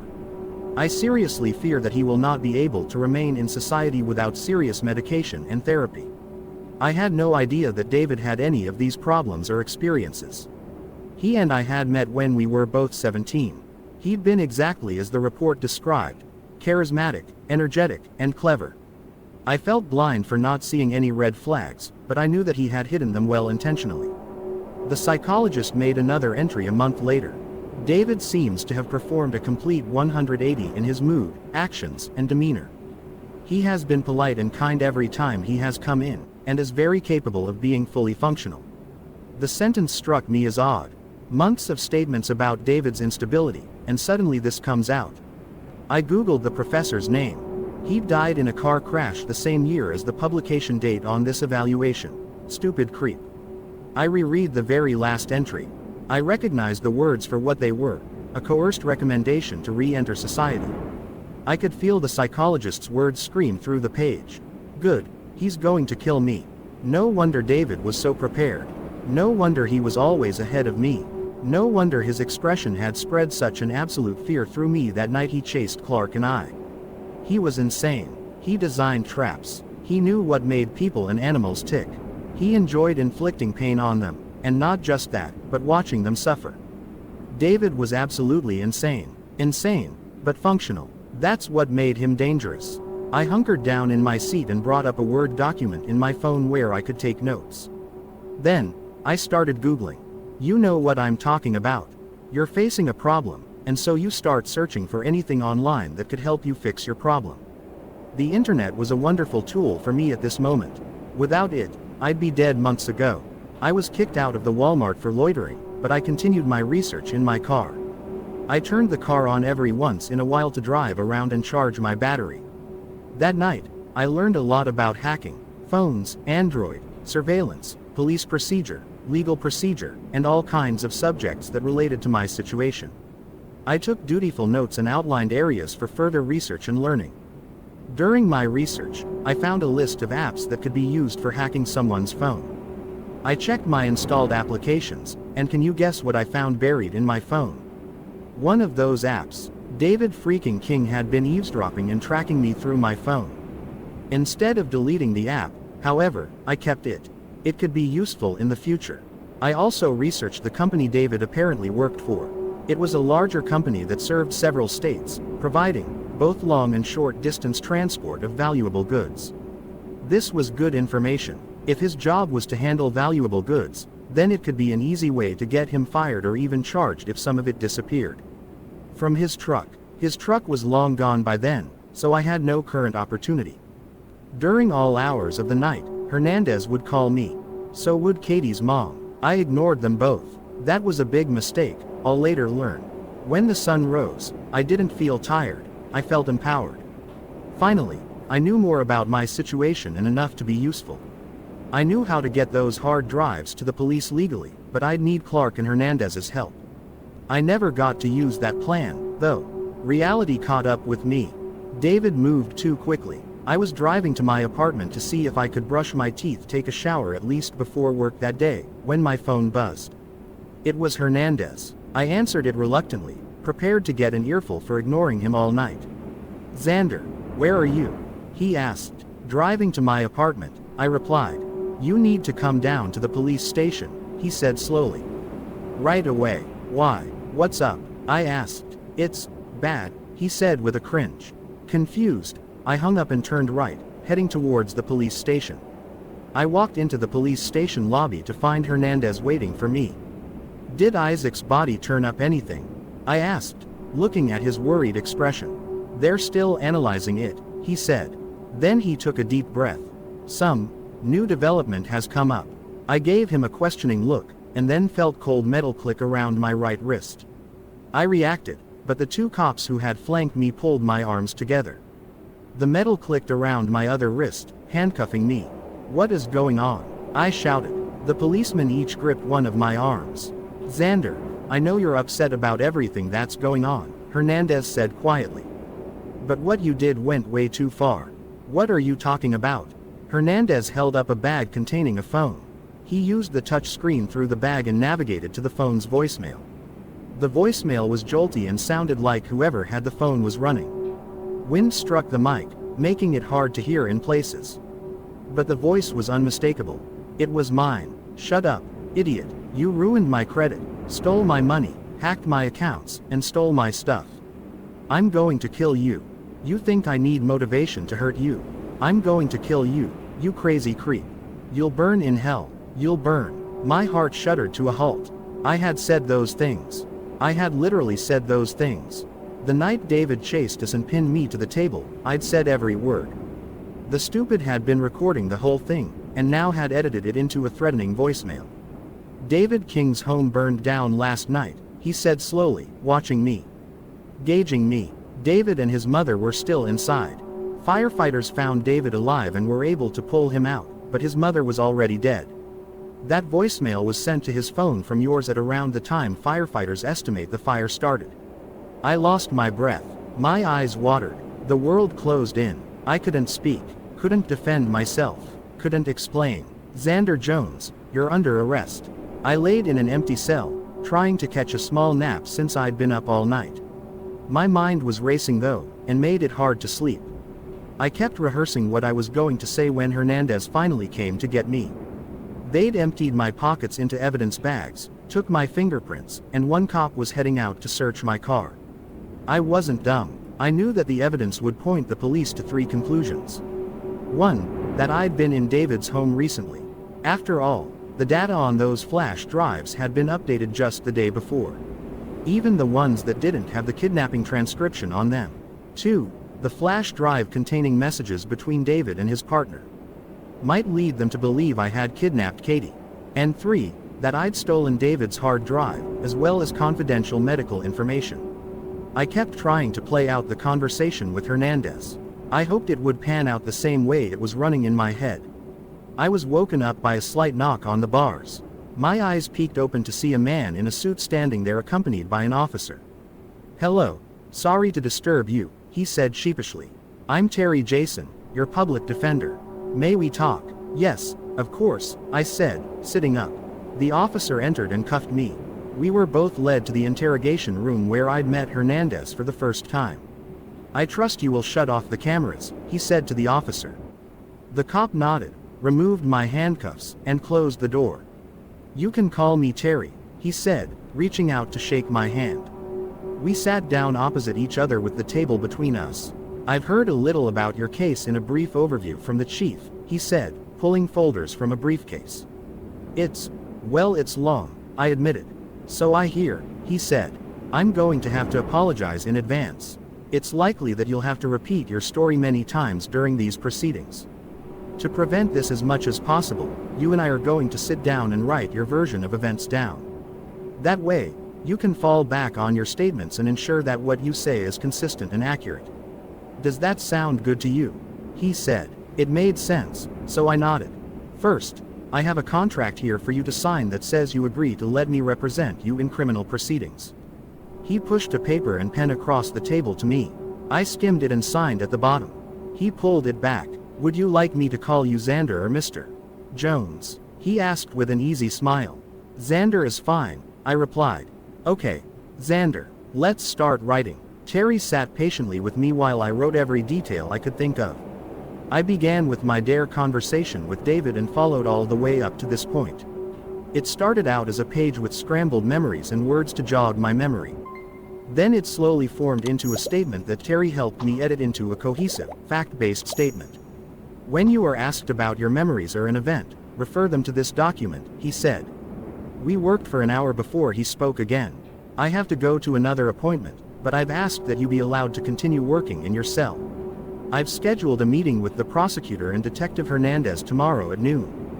Do you think you can have it complete by then?" "Yes, I think so," I said. And I did. I spent the rest of my day writing that statement.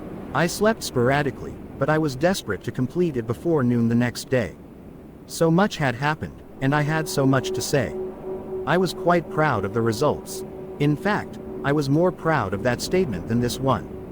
That statement had a lot more fresh memories. This one feels a little scatterbrained. My statement was concise and to the point. But maybe it's for the best that this is the one that I posted. The next day, at noon, I was back in the interrogation room. Terry sat to my left. Hernandez stood against the wall facing me with his arms crossed. I couldn't read his expression. On the other side of the table sat an older man who had introduced himself as Chief Gunderson, Hernandez's boss. Beside him stood a tall, lanky man with slicked back hair. He held his hands behind his back, watching me intently. The tape recorder between us was running. "I've been brought up to date on the cases you're involved in," Chief Gunderson said in a gruff voice. "I'm interested to hear everything from your perspective considering the recent Developments. You arrested me just to hear my side of the story. I sniffed. No. I arrested you because you are suspected of burning down Ann King's house and thereby killing her, Chief Gunderson said. Hernandez tells me that you might have felt justified in doing so considering all the accusations that you've levied against Mr. King. So, I'd like to hear what has happened from the beginning and hear your side of events. Who's he? I asked, pointing to the lanky man. I'm the prosecutor, Adam Luderman, he answered. Oh, so you'll be the one trying to put me in prison, I quipped. Terry put a warning hand on my leg. I'll be trying to establish the truth about what happened, he corrected, glaring down at me. My client has prepared a statement that he intends to wholly rely on, Terry said, pushing copies of the 17 handwritten pages across the table. The chief and prosecutor took one. Hernandez stepped forward and grabbed one too. He instantly started reading from his spot in the corner. I tried to catch his eye, but he didn't look at me. I trust we can begin the process of discovery today, Terry asked. I'll need copies of everything, as well as a copy of the official indictment. I tuned Terry out and focused on Hernandez. There was something about his demeanor that caught my attention. I couldn't tell what it was. I focused on him for the entire meeting, trying to figure out what my instinct was telling me. They talked over legal details with Terry and corroborated the process of discovery between the two parties. A couple days later, Terry was sitting with me in the interrogation room again, talking through what he'd learned from discovery. Discovery is when the two sides of a case share evidence so there are no surprises when they go to trial. Anything not brought up in discovery is not admissible in court. Before trial, though, would come my arraignment. That's when the formal charges would be laid against me and I would have to plead either guilty or not guilty. Terry was talking through discovery with me so I would be prepared for what they'd say during the hearing and decide whether I'd plead guilty or not guilty. Here's what I learned. After I'd been arrested, the police had searched my car and found the hard drive, flash drives, and psychiatric evaluation. And something else that was curious. A half-empty gas canister. That creep had planted a gas can in my car at some point without me knowing. I'd been in my car all night, so either David knew he was going to burn his house down before I went to Walmart, or he planted it in the few minutes I was in the police station. I told Terry about the gas can being planted, and he wrote down some notes. The police had searched through the contents of all the flash drives and discovered the conversation between David and his partner. Except, as predicted, they accused me of writing the messages and therefore linked me to a kidnapping. The text file never specified Katie's name, but they claimed Katie's kidnapping was the most likely scenario since I knew about it and was therefore involved. Despite this evidence, however, the prosecution didn't feel like they could convince a jury without more evidence. So, Katie's kidnapping wasn't planned to be laid against me as a formal charge, but they were searching for evidence. They had also tried to open the contents of David's hard drive, but found that it was encrypted, just like I had.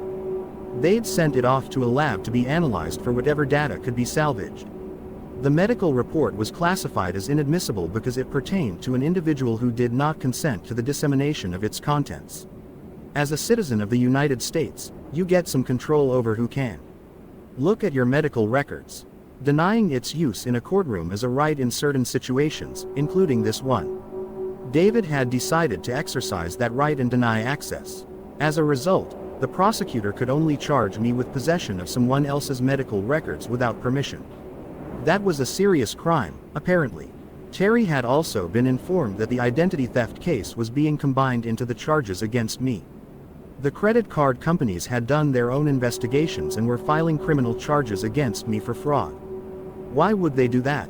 Because a technical investigation into the origin of the registration for the fraudulent cards found that the reporter himself, Xander Jones, had indeed filled out and completed the registration forms from his own computing device. In other words, they traced the IP address of who had filled out the registration forms for the cards online and found that my computer had been the one to sign up.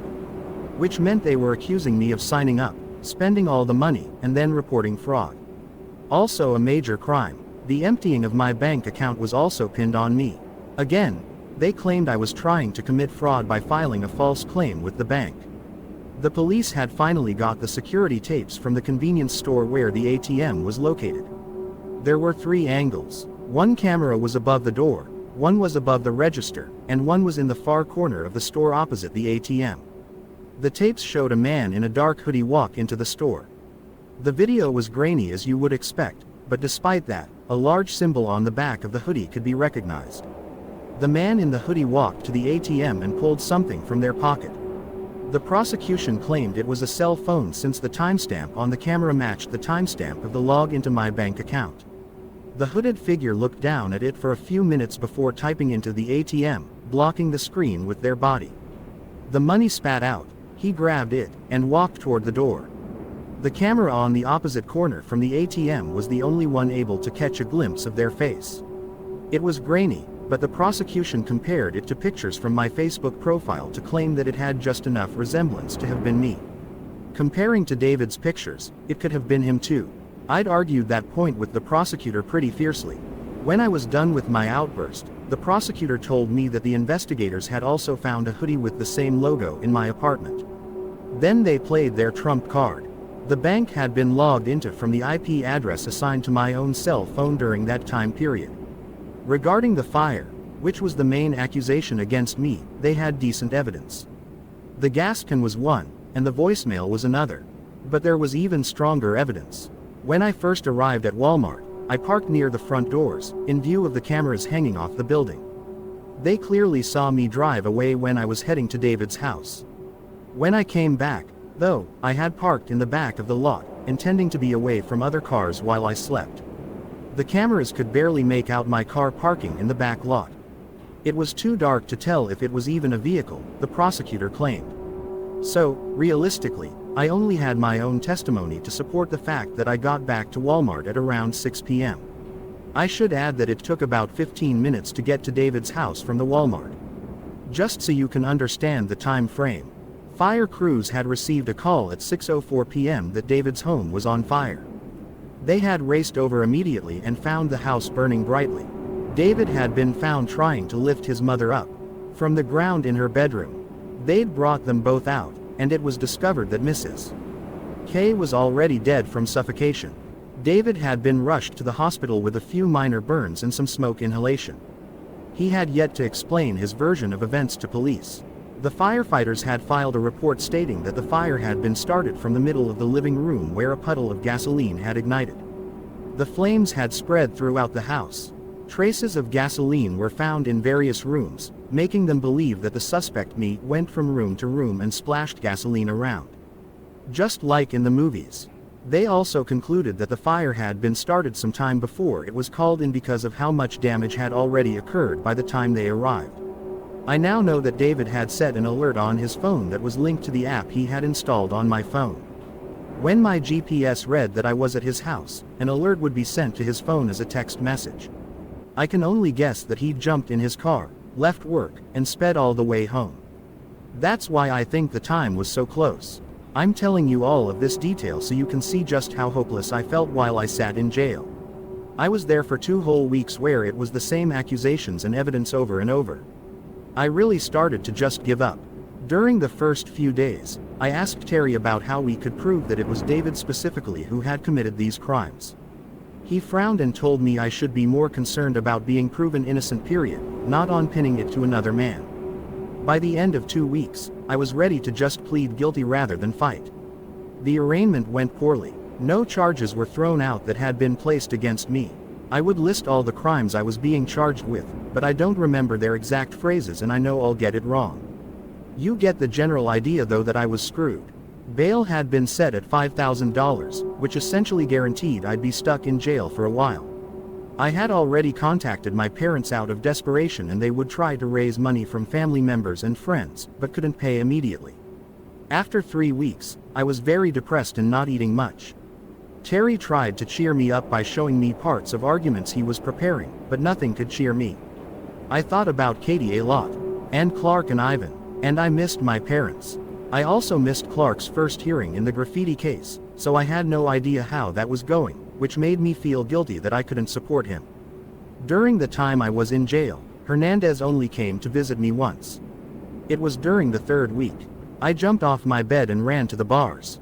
"Hernandez," I said, "please tell me you've come to give me good news." "No," he said, "you're being transferred to the county jail. Your trial will be happening there." "Why?" He shrugged. "Just how it works," he said. Did they find anything on Isaac? I asked. I'd been clinging to the hope that Isaac's body would turn up evidence against David. I just wanted to nail him for that one crime. Just one. I wanted it so bad that my hands would shake when I thought about it. I'm not allowed to talk about that, he said, avoiding my eyes. Anyway, I came to tell you that you'll be moved in 3 days. Hernandez, I said as he turned to leave. I thought you believed me. I do, he said. Until you burned David's house down. Now I'm not so sure who the psychopath really is. I didn't do it, I shouted, but he walked away. 3 days later, as Hernandez had said, they came to move me. After dinner, I was cuffed and led out the doors to a police cruiser that would drive me up to the county jail 2 hours away. The 2 officers who drove were polite to me, but instantly cranked up the radio when we got on the road. I could barely hear myself think, and was starting to get frustrated. I had always hated car trips without my own music. Now I was stuck in a 2-hour ride with my hands cuffed behind my back and a radio blasting music I didn't like. We were about an hour in, and I was ready to scream. I stared out the window, trying to find something interesting to watch and focus my mind on. We were on a 2-lane highway with no other cars in sight. It was getting late, so looking back, I figure people were home for the night and that's why it was so dead. My view of a nice lake was suddenly obstructed by a big, gray truck. I tried to find something else to look at, but then noticed it was getting dangerously close to our lane. I looked up at it and saw that it was an armored truck. And it had the same logo as the company David worked for. The panic was instantaneous. Something gripped my lungs and kept me from vocalizing. The truck slowly neared the side of the police cruiser before pressing against it. The cops shouted. The cop who was driving slammed on his brakes, and the other cop dropped the radio he was reaching for. The cruiser didn't slow down fast enough, however, and the truck nudged it off the road. I braced for impact as we rolled down the grassy slope and slammed into a tree. My seatbelt had held me in place, but my head ached when it rammed against the driver's headrest. The 2 cops were unconscious, lying at awkward angles. Neither of them had their seatbelts. I started yanking at the handcuffs, trying to reach my seatbelt to undo it. I reached the red button and pressed it. When I turned back around to wriggle out of the loose seatbelt, I saw David freaking King walking down the slope towards the car. I cursed, turning to reach for the door handle with my cuffed hands. No such luck. The doors were locked from the outside to prevent prisoners from opening the doors on their own. David got closer and closer until he was right outside the car. He shot a smirk at me, and opened my door. I tried to back away, but he grabbed my arm and tossed me out of the car. I fell to the dirt with a gasp. I sat up a little and saw that he'd turned his attention back to the police car. I saw one of the cops beginning to stir. David opened the driver's door and pulled something small from his pocket. With a quick motion, he stabbed the cop in the neck. Blood spurted out, and the cop started screaming and gurgling, grabbing for his neck. I think I screamed too, but I can't remember. He closed the door and walked around to the other side. I could see the other cop was moving, but I couldn't tell what he was doing. Apparently he was reaching for his radio, because David yanked it out of his hands and set it on the car's roof. Then he stabbed that cop too. Both of them were unconscious in seconds. Don't get up, he threatened, walking towards me.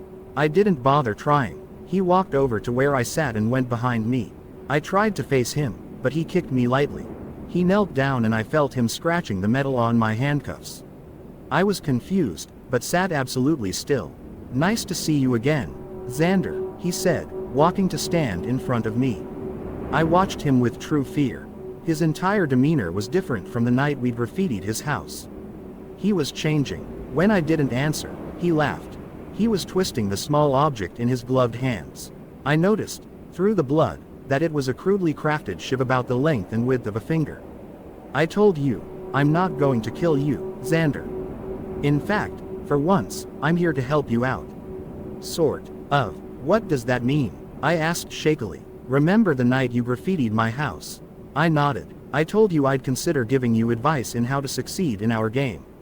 Well, the time has come. I'm giving you more than advice. See, you're no fun in jail. I've seen the evidence they have on you. You're going away for a long time. I don't want that, so I'm granting you a second chance to keep playing. He walked behind me again, and I felt sticky blood on my fingers and hand as he pressed the small shiv against my hand.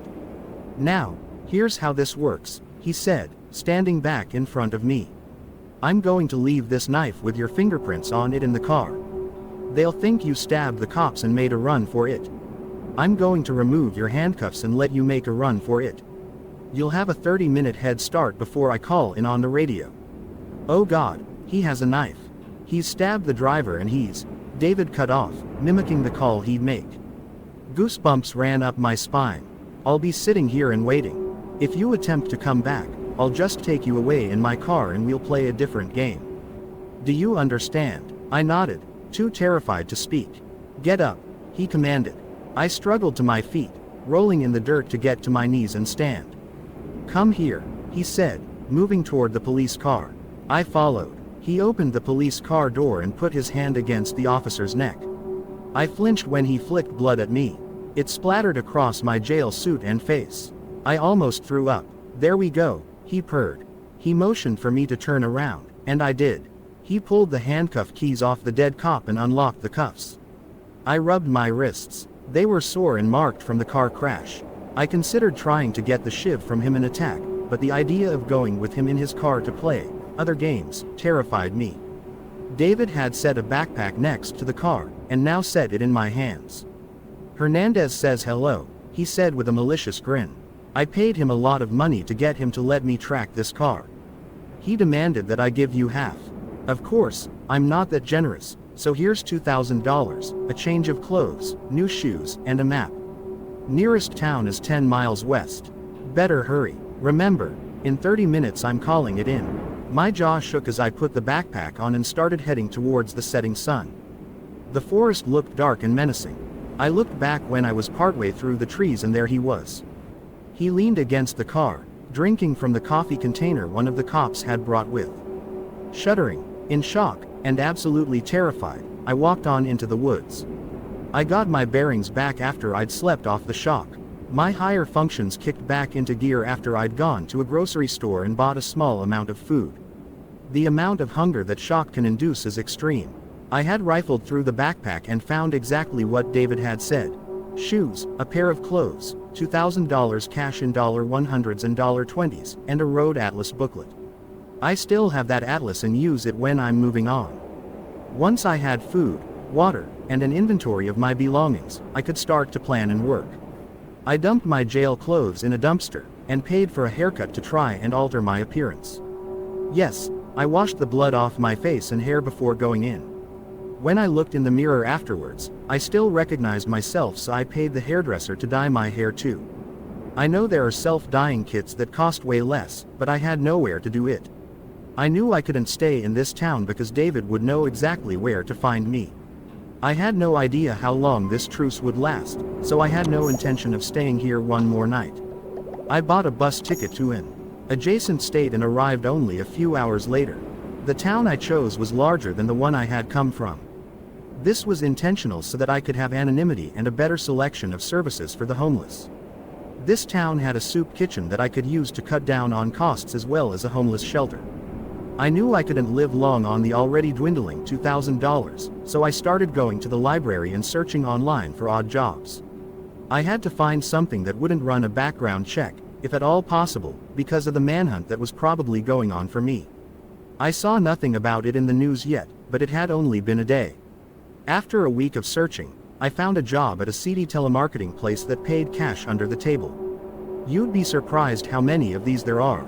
I hated the work, but I was out of the sun and making some money. Before I found a run-down and half-empty apartment complex to live in and pay weekly, I slept in the homeless shelter. I could have just stayed there and saved a lot of money, sure, but I hated going there and avoided it as long as possible when nighttime came. The money I spent on the apartment was well worth it. I had some semblance of a life set up and now I could get the real work done. I had gone to the mall and bought the cheapest prepaid Android phone they had and signed up for a monthly subscription that gave me unlimited data as well as texts and calls. I'd need to find a store to pay cash and top up every month, but it wasn't an expensive plan.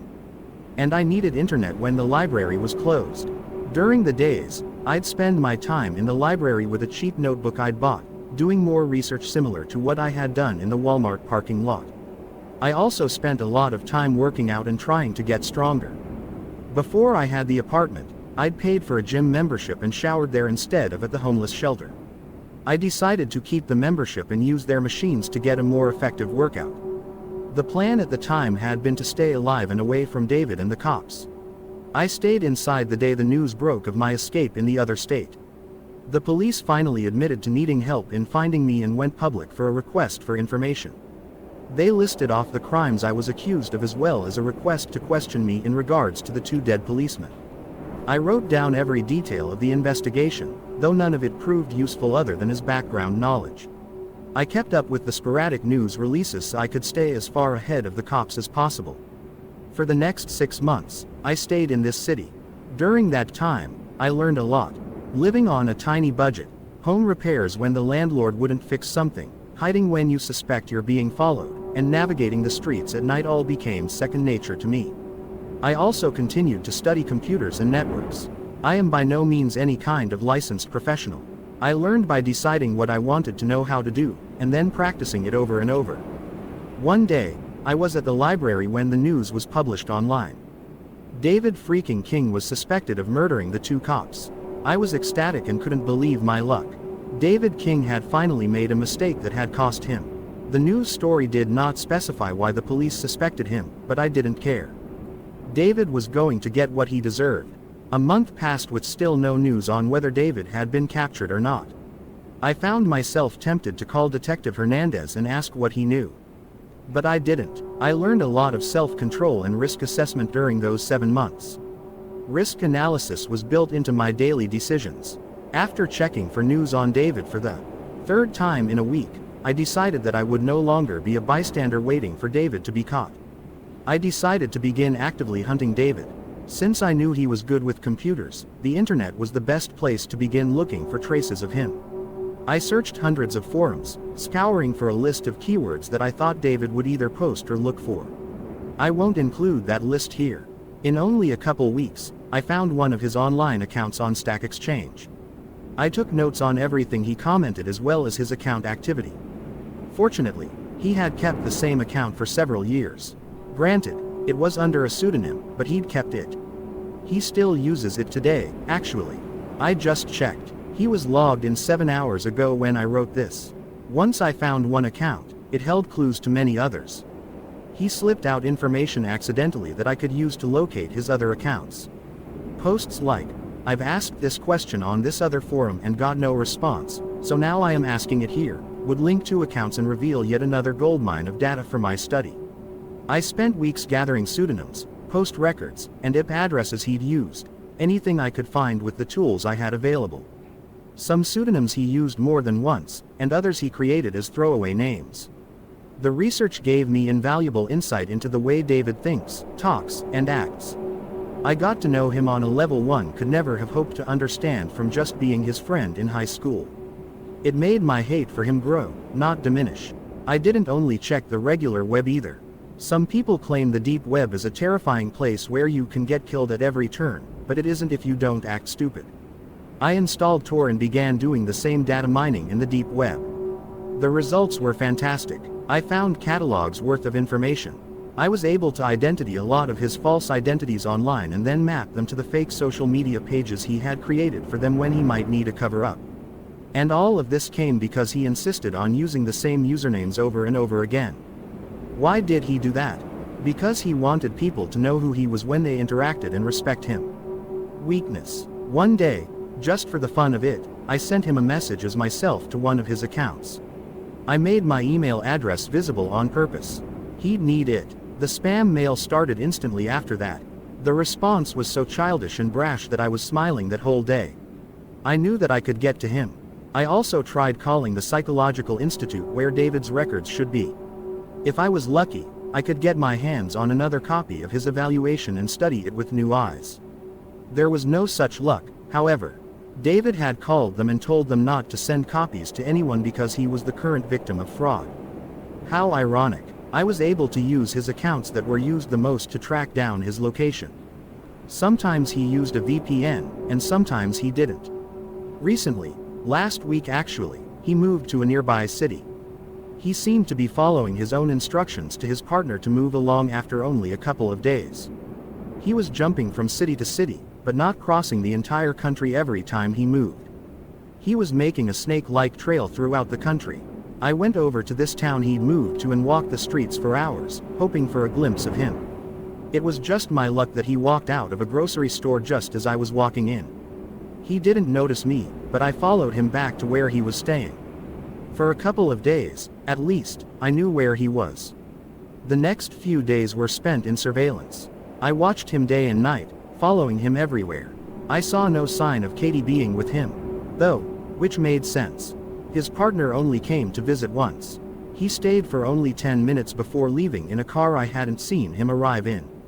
I blew my only opportunity to follow him since I had no car of my own. When David moved on, I followed him. I slept on the streets again, unwilling to let him leave my sight. I followed him around and learned so much about him from his routines and habits. I had learned so much about my enemy and my nemesis that I was finally ready to confront him for the last time. And now, everyone, we come to the crux of the story. This is the focal point that this entire series has led up to. Hello, David King. I know you're reading this. I see you check it during your morning coffee routine at Starbucks. It took you a few days to find it, but I knew that if I told the story through to the end, and gained enough popularity, you'd find it. The more people who became interested, the more likely you were to see it. And now here you are. I'm sitting here, watching to see your face when you read this part. This has been the buildup of the entire series. I wrote all of this for this one moment. You've read every comment. I've seen you scrolling through them and opening sub-comments to see what they say. You're very invested in what everyone has to say. And the one thing you can conclude from the comments is this: everyone here hates you. Every last one. Hundreds of people now hate you. Many of them have offered time, talent, and cunning towards your complete destruction. I have refused their help until now. I want Katie back. All my stalking hasn't told me what really matters, where she is. So, I'm using this thread to get to you. Either you give Katie back, or I release everything about you to all these people who hate you. I know aliases, addresses, phone numbers, comments admitting to illegal activity, social security numbers, driver's licenses, passports, online account names, everything. The police will have it all too. I've been tracking you for so long, David. The first few lines of every post, where I said, for example, that you'd almost found me. They were lies. I've been watching from afar during the entire publication of these posts. Right now, as I am about to press submit, you just bought a sandwich at Jimmy John's. The meatball sub. It's currently Saturday, July 2nd, 7:32 p.m. There's your proof that I'm nearby. Convinced yet? Bring Katie to Wells Park at 10 p.m. tonight and leave your partner behind.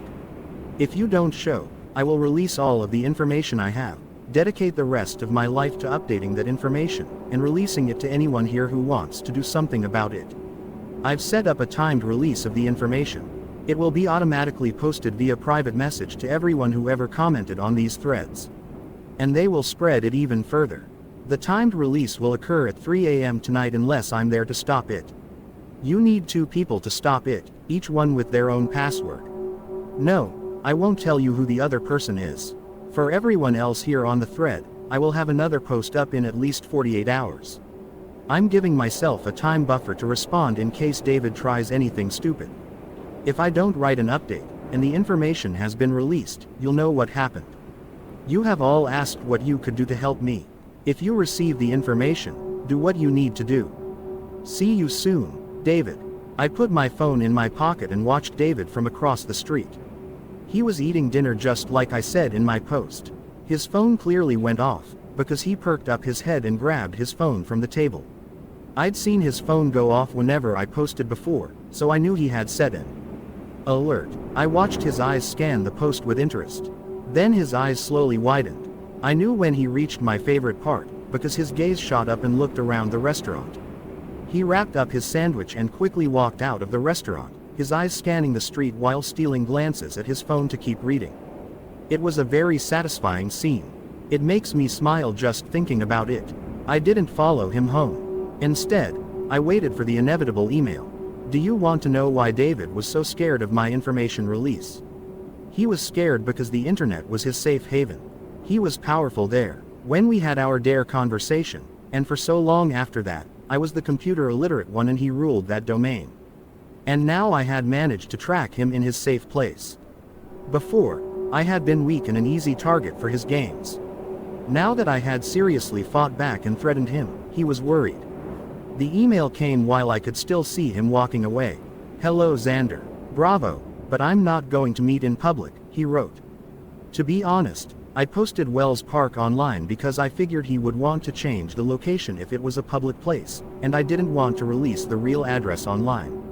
I didn't want anyone crashing the party and getting hurt. Sorry for lying. I'll be apologizing for lying a lot by the end of this post. I told him that I'd email him the new address 15 minutes before it was time to meet. He didn't respond. I didn't want him to have the address too early and show up to set any traps. He really should have countered with a location of his own, but he didn't. I stood up. Time to go to the warehouse and wait. The location I had chosen used to be a warehouse of some kind. I didn't care what it had been used for, only that it was abandoned and unguarded. If David tried anything stupid, which I thought he was going to, I didn't want any more innocent bystanders in the way. I took an Uber to a suburban area a few blocks away. When the Uber left, I walked to the warehouse. When I arrived, it was already almost 9 p.m. Not completely dark yet, but getting there. I walked around the perimeter of the warehouse, looking for any sign that David had beaten me here. There wasn't any sign that I could see. I approached a side door and pulled a key out of my pocket.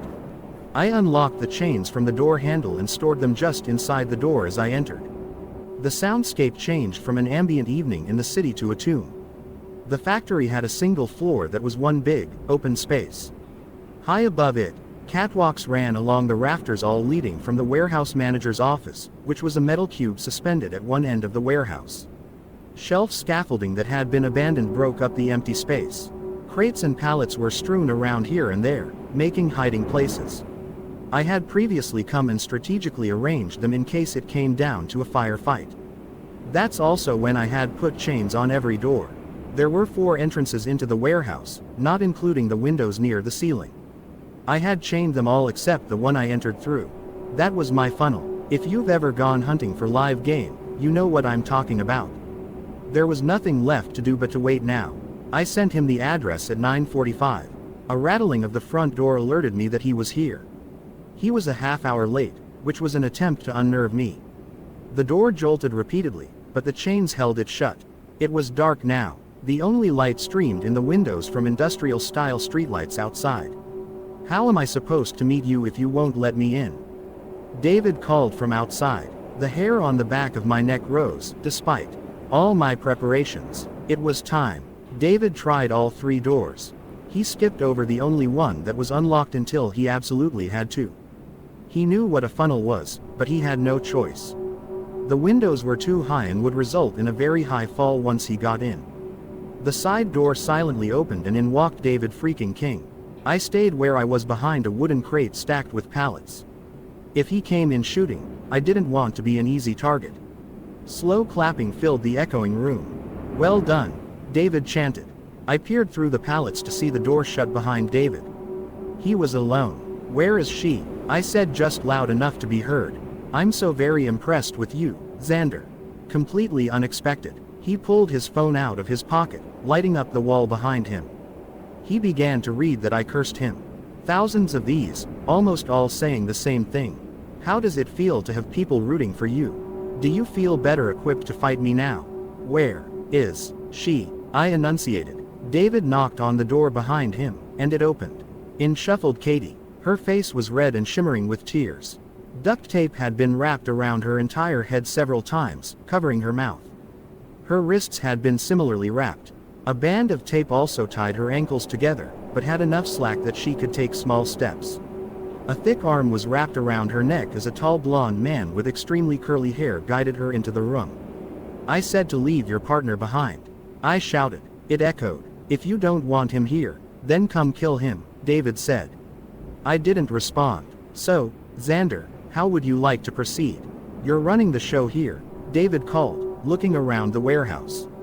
"Send Katie forward and leave." "Sorry, I don't have a guarantee that you won't release all that information anyway. Come on out here and we'll discuss my terms. Like I am stupid. David looked to his partner, and his partner used his free arm to punch Katie in the side. She cried out as best she could through the duct tape and faltered, but the blonde man held her up by her neck. We can do this all night, David smirked. I stood up. My hiding place was off to David's left, so I walked in a semicircle until I was directly in David's line of sight. Come closer, he grinned.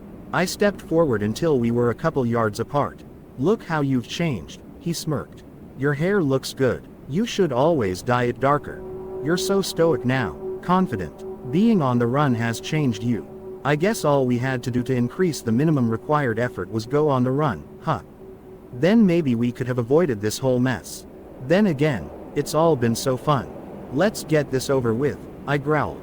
So hostile, David commented.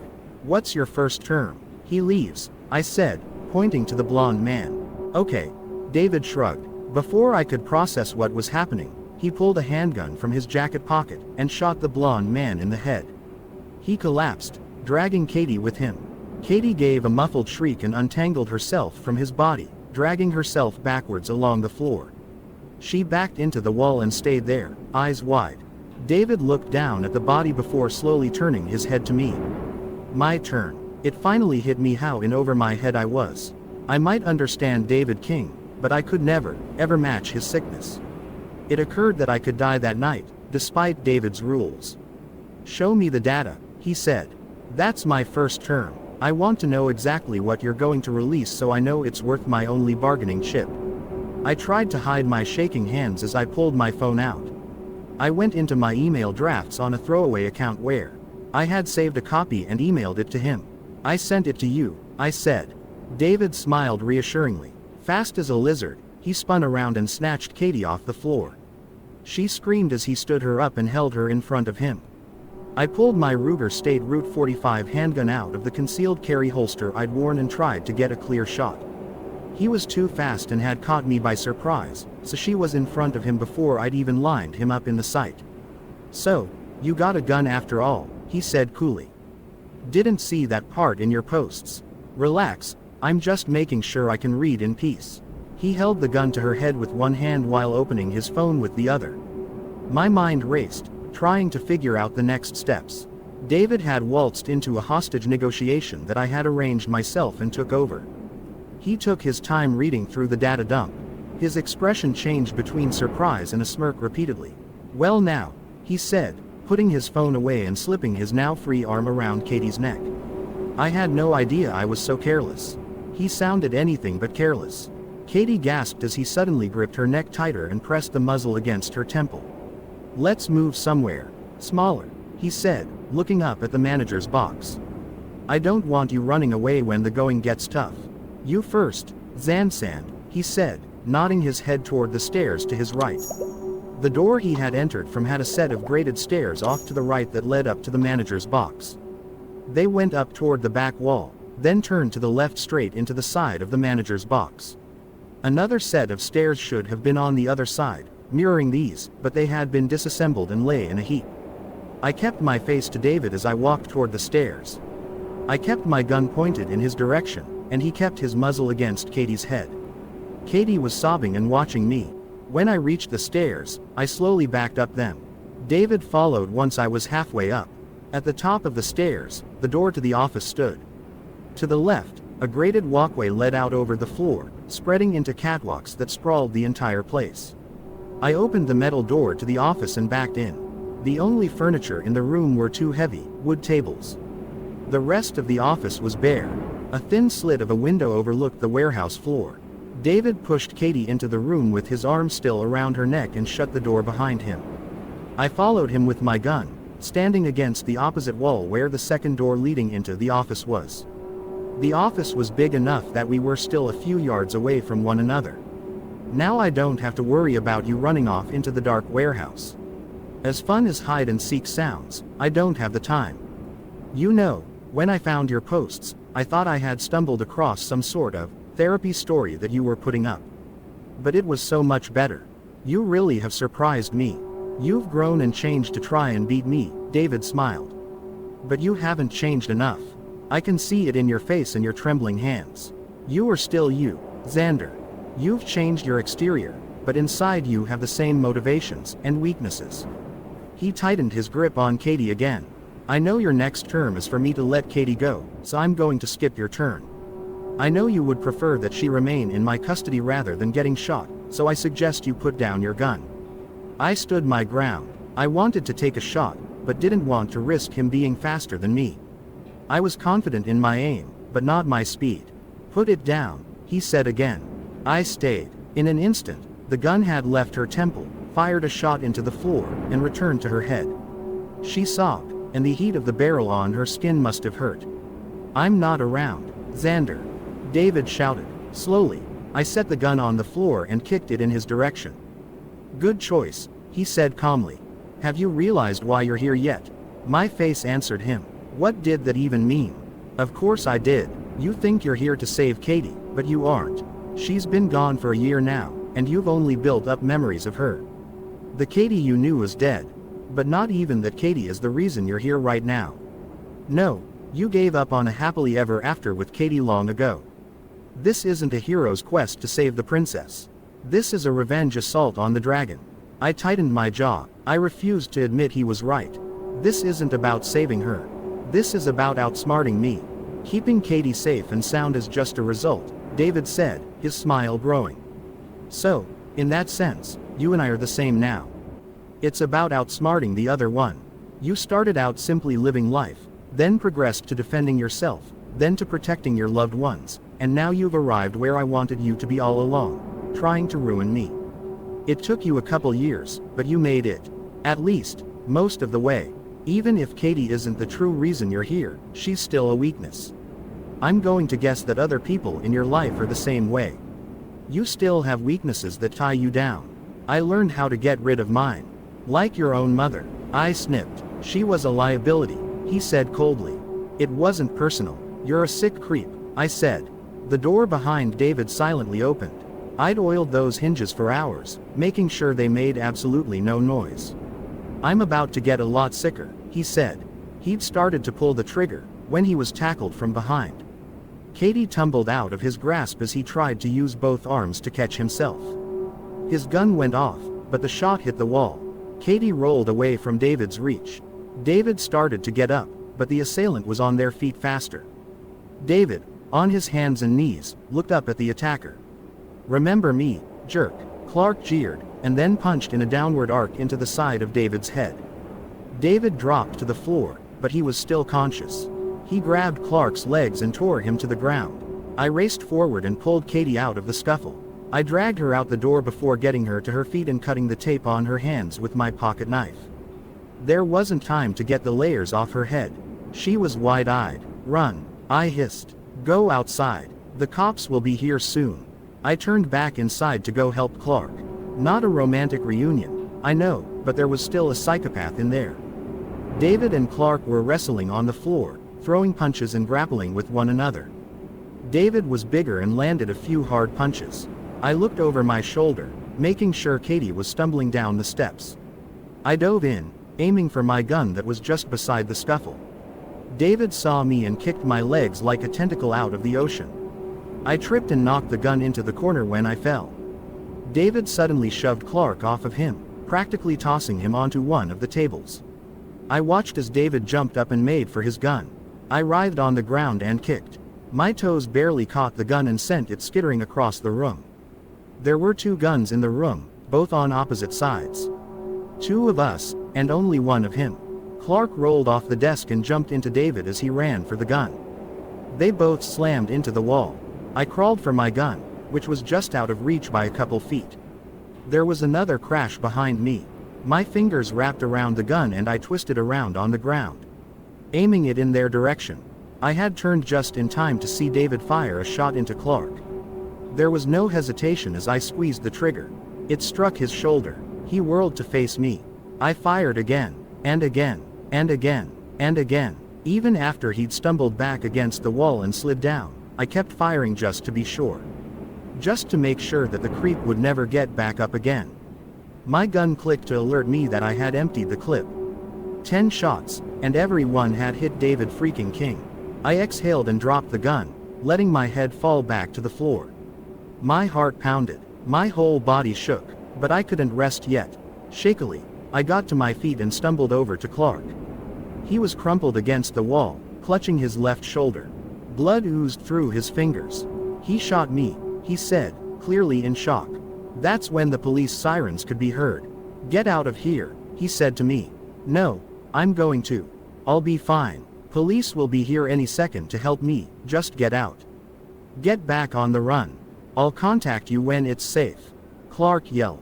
"Go. I'm not letting you get arrested again until they get the facts straight." I rushed toward the door, stuffing the Ruger back in my pants as I moved. I paused at the door. "Thank you," I said, looking at Clark. "Go," he yelled again. I sprinted down the steps and ran to the door furthest in the back of the building. I unlocked the chains on the door and pulled it open, ducking into the night. I had run this path over and over, making sure it was good enough for an escape in case something went wrong. I went to my previously established hiding place and hunkered down to stay hidden. I sent a text to the server my script was on and entered the password to cancel the info dump. There never was a second person. That was a bluff. There is no reason to release that information to you now since David is dead. I'm sorry. I really appreciate the level of support to ruin David, but there's no point now. I thought he'd still be alive afterward. The police will get it eventually as evidence, though. I also tapped out. "I am alive," in the Reddit thread to alert everyone that I had survived.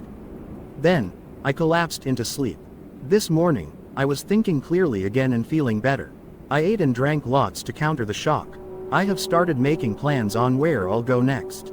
It isn't safe to stay here much longer.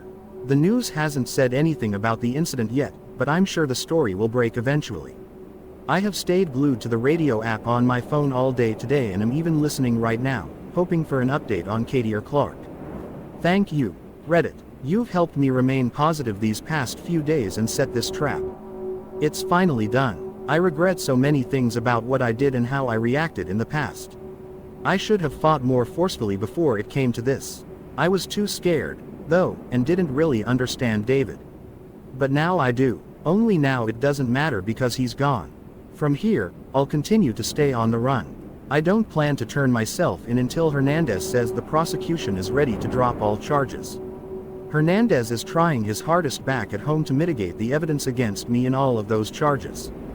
Clark's testimony about what happened last night should really help reduce the credibility of David's claims. Plus, the GoPros we set up around the warehouse won't hurt. David's confession about his mother was a bonus I hadn't expected.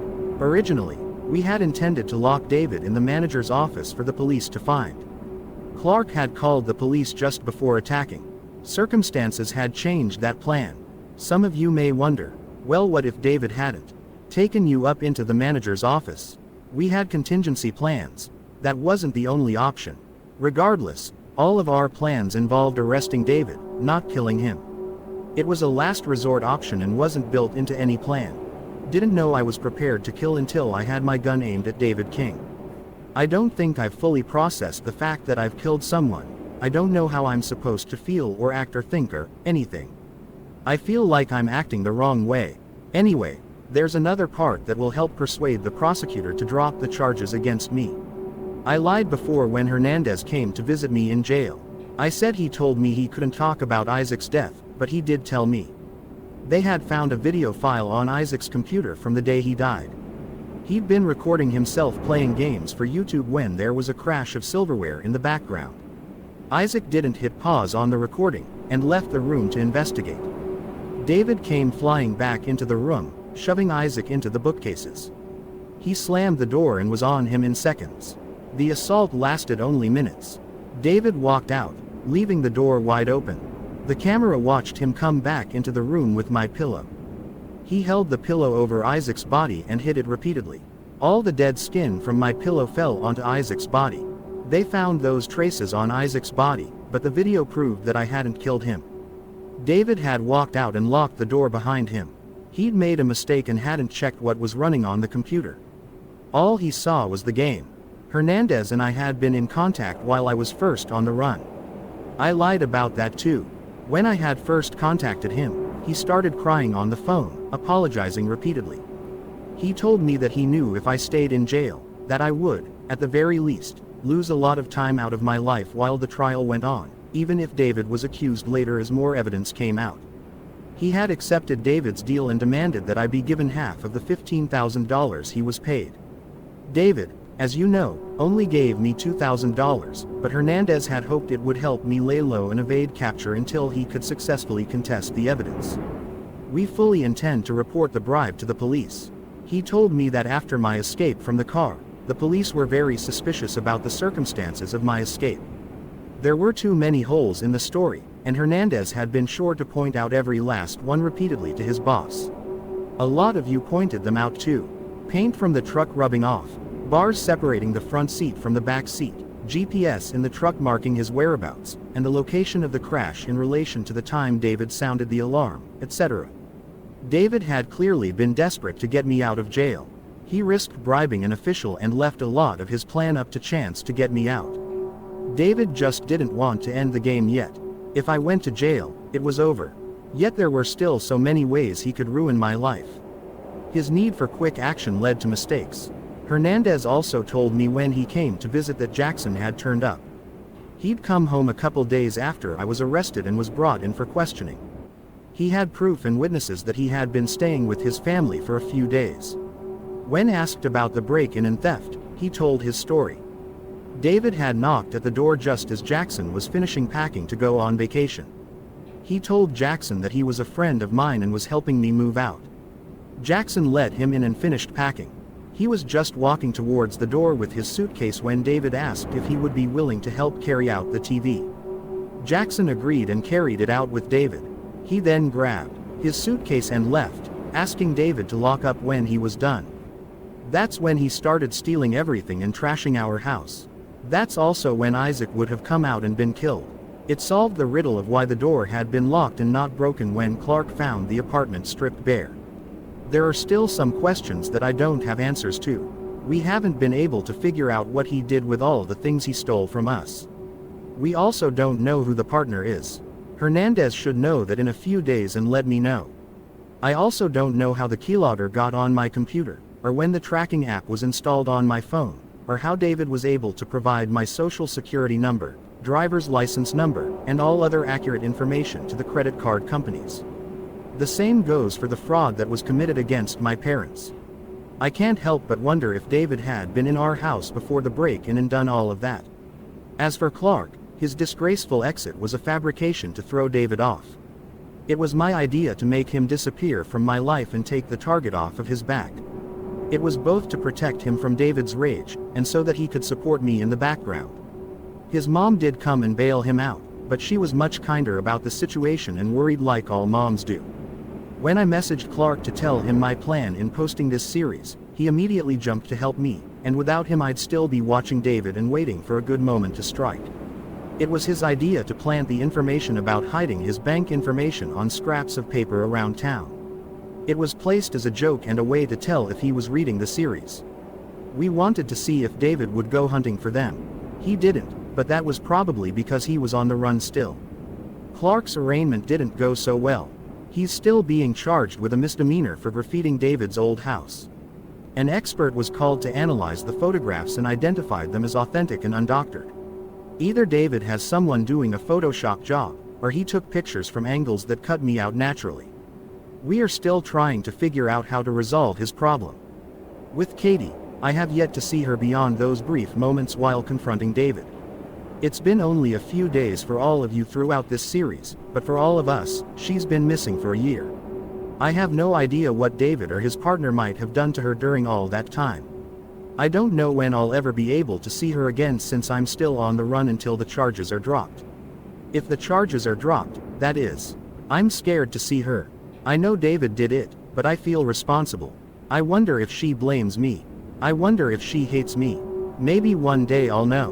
What David said has shaken me. I've spent a lot of time thinking about it today. He told me I was there for him and not for Katie. That I was after the dragon, not the princess. I've realized that he's right. I've read a few of your responses and agree with you. I didn't write all that much about Katie during this series. If it had been about Katie, I would have written more. The fact that I left her to go back and fight says volumes about why I set this trap. David was right. It wasn't about Katie. Katie was a result. It makes me feel guilty and dirty to think about it. Maybe it would be best if I never saw her again. She's not likely to want to see me. Katie, if you're ever reading this, if you can ever handle it, I'm sorry. I'm so sorry. Once again, thank you, Reddit. You have helped so much with your support, encouragement, and your unknowing aid in making this trap for David. I couldn't have done this without you. The last 2 years have been very crazy, but it's finally over. We ruined David freaking King.